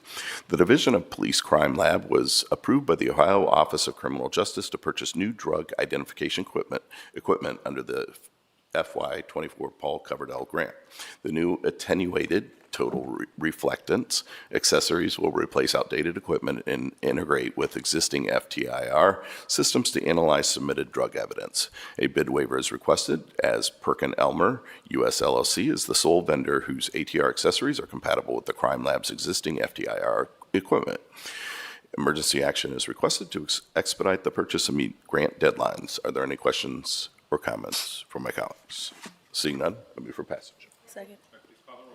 Barosa de Padilla, de Akauer, Dorance Green, Remy Ross, Vice President Harden. Thank you, Council President. That is all I have this evening. Thank you, Mr. Chair. The next committee to come before council is the Housing, Homelessness, and Building Committee. That committee is chaired by Councilmember Ross. Councilmember, the floor is yours. Thank you, Chair Harden. Just 3 ordinances tonight on the agenda. The first is 0552-2026 to amend the 2025 capital improvement budget, to authorize the city auditor to transfer funds within the Affordable Housing Bond Fund, to authorize the Director of Development to enter into a grant agreement with Habitat for Humanity Mid-Ohio for development of a 14-unit affordable housing development in an amount up to $1 million with a total commitment to the project of $2 million, and to authorize the expenditure of up to $1 million from the Affordable Housing Bond. As we all know, Habitat for Humanity is an affordable housing developer building new homes for qualified low-income families. Their efforts are in response to the lack of affordable housing options available to first-time low-income home buyers in the Columbus metro area, using their cost and energy-efficient house plans, volunteer labor, corporate sponsors, and local government development gap funds. They keep costs at a minimum. Qualifying home buyers must live in housing and can earn between 30 to 60% AMI, and are households who have been qualified by Habitat for Humanity Mid-Ohio for a zero-interest, no-profit mortgage to purchase the homes. The home buyers are required to complete buyer and financial education and have contributed up to 250 hours sweat equity on their own home. That of other Habitat partner families, classes, and community service activities. We do have 2 individuals that have submitted speaker slips, one for and one against this piece of legislation. I will start with Mr. Nathaniel Wilkins, who is speaking against this piece of legislation. Welcome back to council, Mr. Wilkins.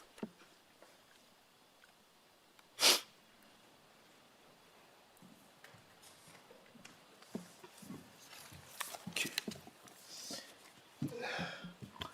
1612 Arlington Avenue, Mr. Nathaniel George Wilkins. I've been in my house for 19 years in North Linden. Speaking in against of this for several reasons why. It seems like we're overlooking vacant property. Habitat comes in here, built all these homes, and we lost amount ostensively, let me say this again, amount ostensively vacant home. Last several years, I was the chairman and sold the vacant property in North Linden area, tracked all the homes, the vacancy rate, and all this other stuff. Let me take a moment of my time to show you what we done lost. I brought a milk crate of 7 notebooks. I'm gonna start with the first property of 1638 of Genesee Avenue. It was built in 1895, 3 bedrooms, 3.5 bathrooms, 2-car garage. Habitat came and bought these lots for $5,000 a piece. I'm getting ready to show you some pictures. 1638 of Genesee Avenue was a beautiful home one time or another. I sit here and cry and purchase my home in 2007, and watch this home came demolished. This is what we have. 1592 was built in 1890s. 2-bedroom, 1-bath. It was slated for a home for multi-disability. We lost that home to Habitat Humanity. I stood on my front porch and watched that home came demolished. What's this? We don't have these homes no more. Genesee Avenue was, I believe, 1393 and 13-something. A unique home, a 2-family dwelling unit, has some special type siding on this house. It was fastly demolished. Habitat came in, purchased a lot. We don't have this no more. Let me say something. What really bothers me so much, what called me to Arlington Avenue was a 4-bedroom house was built in 1910. Habitat came along and tore the sucker down. I love this house so much. What they're doing is building all these homes. Let me just show you a picture. This was my dream house. Dream house. I stayed on Arlington Avenue. That what brought me to Arlington Avenue to this day. I'm still in my home because I don't have my dream home. This home is a value to me. It was gone. It was gone. Another piece of property on Myrtle Avenue. Myrtle Avenue was just wiped away, because Habitat Humanity came in. A beautiful home. Couldn't be fixed, couldn't be renovated or rehabbed. Another home was torn down behind me, a 1621 at Genesee Avenue. I had an article in that paper, was lapidated home, why we couldn't fix these homes. I'm really baffled about Habitat Humanity. I don't want them coming in my community. I want to know what the track record they had. They had one vacant house on Genesee Avenue, 1280 with tall grass and highways. I'm so sorry I didn't bring you that picture. But I'm really frustrated because none of these homes are being fixed up. They cannot restore vacant and abandonment properties. So again, I propose this until they show me some track records. Thank you for my time. Thank you, Mr. Wilkins.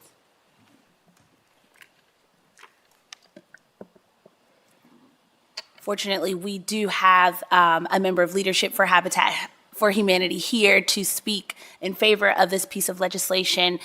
Brandy, please come up. And as you come up, if you could consider the comments of Mr.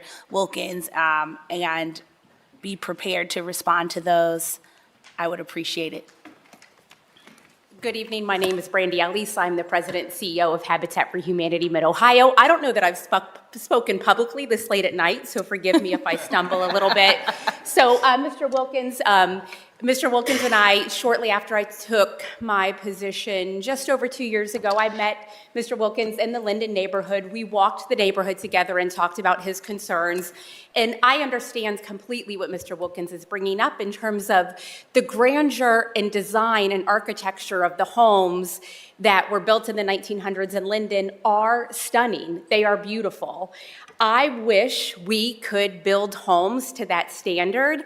If we did, they would undoubtedly not be affordable. And what I had told Mr. Wilkins and what I will say here today, if there are other partners that want to come to the table in terms of the design and the materials that would be required, we stand as a willing and able partner. And part of Habitat's mission is to build safe, decent, and affordable housing. And if there's this tipping point in terms of how can we build a house so that it can still be in that affordable price range versus trying to build something that is beautiful and has dignity and fits in with the neighborhood. So it is not an easy solve, but where we would certainly be willing to be a partner to have conversations with the right organizations or people. In terms of the project and legislation before you tonight, it's not actually in the Linden neighborhood, which has been a big focus of ours. We are actually proposing to do this 14-unit first ever multifamily project in the Devon Triangle neighborhood on the east side of Columbus. So I've said to you before, and I'll say it again tonight, Habitat aims to be a leader in helping solve the affordable housing crisis. We will not be the biggest player, that's okay, but we want to do as much as we can. City Council and the city administration have been leaders in thinking about innovative ways for us to approach solving this crisis, including moving towards density where it makes sense. The ordinance before you and Committee Chair Ross, you did a great job teeing this up, that the first $1 million of the $2 million will go to building a multifamily townhome project that will be purchased by, each one will be purchased by hardworking families who earn between 30 and 60% of the area median income. I'll note that these 14 dwellings will be built on 9 parcels of land that we purchased through the Columbus Land Bank, which has been a pillar partner of ours. This project allows us to test gentle density in the efficiencies and economies of scale that come with building a larger scale project. What we learn from this project will help inform how we continue our approach to building in Central Ohio. In a recent survey of over 300 Habitat homeowners, and half have owned their homes for 10 years or more, they shared that 65% reported improved financial stability, 64% report no longer needing government assistance, 90% feel more confident in caring for their family, and 89% feel more positive about the future. I think just a few of those stats help tell the story of what homeownership can do, and I will leave my remarks at that. Unless there are any questions. Questions? Thank you so much. Okay, I appreciate thank you for coming to council. If there, I also would like to know, you're good. Would like to know, we did receive written testimony in favor of this piece of legislation, and because it is so short, I will read it. He says, my name is Trevin Fillinger, and I'm a resident of District 7. I live on the Near East Side, not too far from this new housing development. I write to write in and express my support for Ordinance 0552-2026, which will provide city funding for this Habitat for Humanity housing development. I work as a data analyst in my day job for Cohio, but you don't have to be in my position to realize that the cost of housing is skyrocketing, and we need solutions. Supporting Habitat for Humanity's mission to build more housing is commendable, and I am especially excited about this project because it is bringing essential missing middle homes to our city. I've volunteered with Habitat for Humanity several times in the past, helping build new homes for families, and I can't wait to help with these new homes. Thank you for supporting this project, and I hope that we'll see more like it soon. With that, I will take any questions or comments from my colleagues. Yes. I'm very excited that Habitat for Humanity is getting into this type of housing. I'm from the West Coast, San Francisco Bay Area. Your only chance of a starter home was a condo or a townhouse. This is really provides such a great opportunity for housing that is affordable and it's yours. When my daughter and I first moved into our first home that we owned, and it was not a new build. It was a real ugly old townhouse. It was really hideous, but it was ours, and we were excited, and we were only able to do that because it was a townhouse. And so to create this opportunity so more people will be able to afford their own place is just a real exciting thing to be happening in Columbus. So thank you so much, Habitat.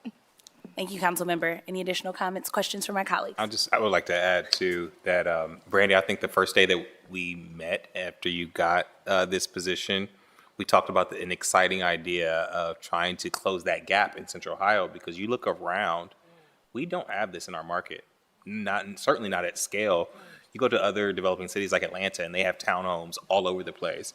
And right now, this will be our entryway. And so it's just really exciting to see something that we thought out loud about 2 years ago at a coffee shop, to see it, to be able to vote on it tonight and to be at the groundbreaking soon. I'm really excited about it. So just thank you. Thank you, Chair. Thank you, Council President. Any further comment, questions from my colleagues? Seeing none, I'll move for passage. Clerk, please call the roll. Barosa de Padilla, de Alcar, Dorns, Green, Remy, Ross, Weiss, President Harden. Passed. Thank you. Next, we have ordinance number 0749-2026 to authorize the Director of Department of Development to enter into a not-for-profit service contract with the Tony R. Wells Foundation in an amount up to $1 million to act as fiscal manager for the American Dream Down Payment Initiative program, to authorize the appropriation and expenditure in an amount up to $1 million from the Housing Business Tax Incentive Fund to advance funding per a predetermined schedule, and to declare an emergency. Any comments or questions from my colleagues? Seeing none, I move for passage. Clerk, please call the row. Barosa de Padilla, de Alcar, Dorrance, Green, Remy, Ross, Weiss, President Harden. Pass. Thank you. And finally, ordinance number 0758-2026 to amend the 2025 capital improvement budget to authorize the city auditor to transfer funds within the Affordable Housing Bond Fund, to authorize the Director of Development to enter into a grant agreement with CHP Homeport Homes LLC for development of a 24 single-family affordable housing development in an amount up to $2.5 million with a total commitment to the project of $5 million, to authorize the expenditure of up to $2.5 million from the Affordable Housing Bond Fund, and to declare an emergency. The mission of the Columbus Housing Partnership Homeport Homes LLC is to create strong communities by developing quality affordable homes on a cornerstone of dignity, security, and opportunity. The production of 24 single-family homes in the American Addition neighborhood will address the need for affordable housing within the city of Columbus for low to moderate income families that are at or below 120% of the area median income limit set by HUD. This project will be in addition to the decent, safe, and sanitary housing already located within the American Addition neighborhood. This project will be a landmark that will introduce the first zero-energy ready homes in a predominantly African-American community. These zero-energy ready homes offer a range of long-term benefits for buyers. They are built to rigorous national standards that ensure exceptional energy efficiency, healthier indoor air quality, and long-lasting durability. Since they are designed to be solar-ready, homeowners can further reduce their utility costs over time.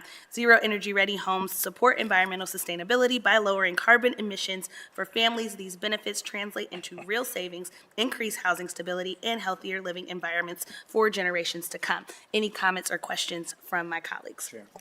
Yes? I'll just note, given that these are solar-ready homes, if we built homes that were more energy efficient, that had renewable energy, that had water conservation at the forefront, we would not be in this utility crisis that we are currently in.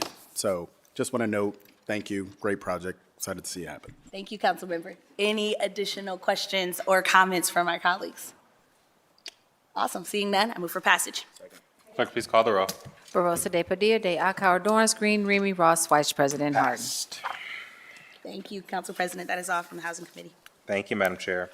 Next committee coming before council is the Public Utilities and Sustainability Committee. That committee is chaired by Councilmember White. Councilmember, the floor is yours. Thank you, Council President. First, in Public Utilities and Sustainability, I have Ordinance 463-2026 to authorize the Director of the Department of Finance and Management to associate all general budget reservations resulting from this ordinance with the appropriate universal term contract purchase agreements for the purchase of parts, materials, supplies, and services for the Division of Water Distribution Maintenance Section, and to authorize the expenditure of $3,200,000 from the Water Operating Fund. These purchases are necessary for the maintenance of the city's water distribution system and other related infrastructure. Let me stop there, see if any questions or comments from my colleagues. Seeing none, I move for passage. Second. Barosa de Padilla, de Alcar, Dorrance, Green, Remy, Ross, Vice President Harden. Thank you. Next, I have Ordinance 479-2026 to authorize the Director of Finance and Management to enter into a new contract with Truck Country of Indiana, doing business as Stoops Freightliner, for the purchase and installation of methane detection systems on previously purchased automated side loader refuse trucks, to authorize and direct the city auditor to authorize payment to Truck Country of Indiana, doing business as Stoops Freightliner, for services rendered as part of this project per invoices approved by the Public Service Department Director or designee in the amount not to exceed $55,020, of which $34,060 will be on a then and now certificate to pay invoices due for services already performed, to authorize the expenditure of $55,020 from the Refuse Bond Fund to waive competitive bidding provisions of Columbus City Code and to declare an emergency. The installation of methane detection systems is essential in order to meet safety standards and comply with environmental regulations. Emergency designation is requested as funds are needed immediately to pay existing invoices. Let me stop there, see if any questions or comments from my colleagues. Seeing none, I move for passage. Second. please call the roll. Barosa de Padilla, de Akauer, Dorance Green, Remy Ross, Vice President Harden. Passed. Thank you. The next two ordinances provide the funding necessary for the purchase of light-duty trucks, vehicles, and vehicle uplifts for Columbus Water and Power. Emergency designation is requested for both ordinances in order to avoid missing the ordering bank window, which would require the city to explore alternative options and potentially result in price increases or the possibility of not receiving orders for 2026. First, I have ordinance 507-2026 to authorize the Director of the Department of Finance and Management to associate all general budget reservations resulting from this ordinance with the appropriate universal term contract purchase agreements for the purchase of light-duty trucks. For the Department of Public Utilities to authorize the expenditure of $1,889,162.28 split among the water and electricity operating funds and to declare an emergency. Let me stop there, see if any questions or comments from my colleagues. Seeing none, I move for passage. Clerk, please call the roll. Barosa de Padilla, de Akauer, Dorance Green, Remy Ross, Vice President Harden. Passed. Thank you. And next I have 546-2026 to authorize the Director of the Department of Finance and Management to associate all general budget reservations resulting from this ordinance with the appropriate universal term contract purchase agreements for the purchase of light-duty vehicles and vehicle uplifts for the Department of Public Utilities and to authorize an expenditure of $1,310,000 split among the sanitary, sewer, and stormwater operating funds and to declare an emergency. Let me stop there, see if any questions or comments from my colleagues. Seeing none, I move for passage. Clerk, please call the roll. Barosa de Padilla, de Akauer, Dorance Green, Remy Ross, Vice President Harden. Passed. Thank you. And last, I have ordinance 822-2026 to authorize the Director of Public Service to renew the contract with Rumpke of Ohio Incorporated for yard waste and recycling collection services, to authorize the appropriation and expenditure of funds in the amount up to $15,923,729 within the income tax set-aside fund, to authorize the expenditure of $3,690,527 from the general fund for the 10th year of the contract and to declare an emergency. This contract provides weekly recycling collection for residents, regular collection of sidewalk recycling containers in the downtown business district, and glass pickup from restaurants and bars along North High Street and other high-traffic areas. These services are essential as they divert recyclable materials from the regular waste stream and prolong the life of the Franklin County sanitary landfill. Emergency designation is requested in order to avoid disruption to recycling collection services, with the current contract expiring on March 31st. Deputy Director Lasek, can you just speak to where things currently stand with the contract and the future for recycling pickup? Sure. Thank you, President Harden and Councilmember Weish and other members of council. As you mentioned, this is the 10th year for Rumpke Recycling for weekly recycling and biweekly yard waste, and also the downtown recycling programs. This is the final renewal year under that contract. So we are putting out an RFP for services, and that we're expecting that to be going out this week and opening around this time in April, around the 22nd. So it's a 4-week advertisement, and this one's a little bit different. Right now, Rumpke is servicing the entire city. We're going to be advertising this to split the city into 3 zones, and that gives the city the option to select one vendor for all of the zones or select multiple vendors depending on how the pricing comes in. So it gives us a lot more options as far as how we want to move forward and contract for these services. Thank you for that. And we've talked to the department, are there ways in which we can further our Columbus Forward goals through this new RFP, and look forward to working with public service to figure out what that looks like. Deputy Director Robbins, I do have a question for you. Obviously, the use of ITSA funds for this recycling contract, has that been the norm throughout the entire 10-year period? Thank you, excuse me, Chair Weish, Council President Harden, members of council. No, we have not. The ITSA fund has changed over the last few years, and time to time we move expenses on and off that fund. This time we had planned to spend the dollars during the budget.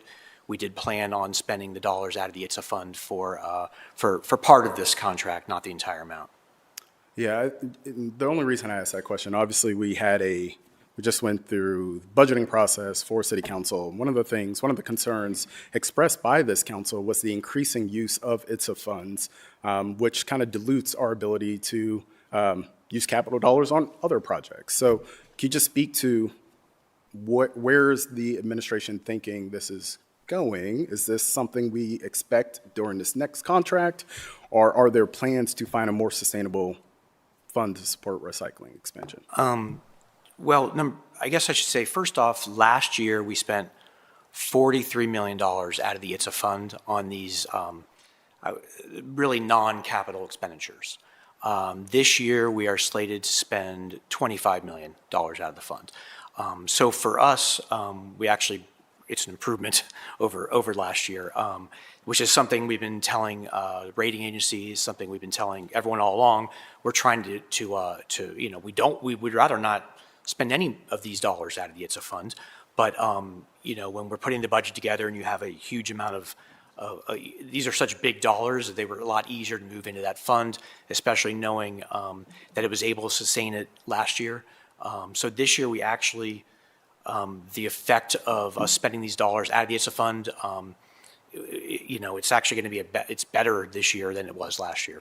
It's not perfect, and yes, we would like to move dollars completely off the fund eventually, but the ITSA fund also is there, it's a perfectly allowable expenditure to be spent out of that fund.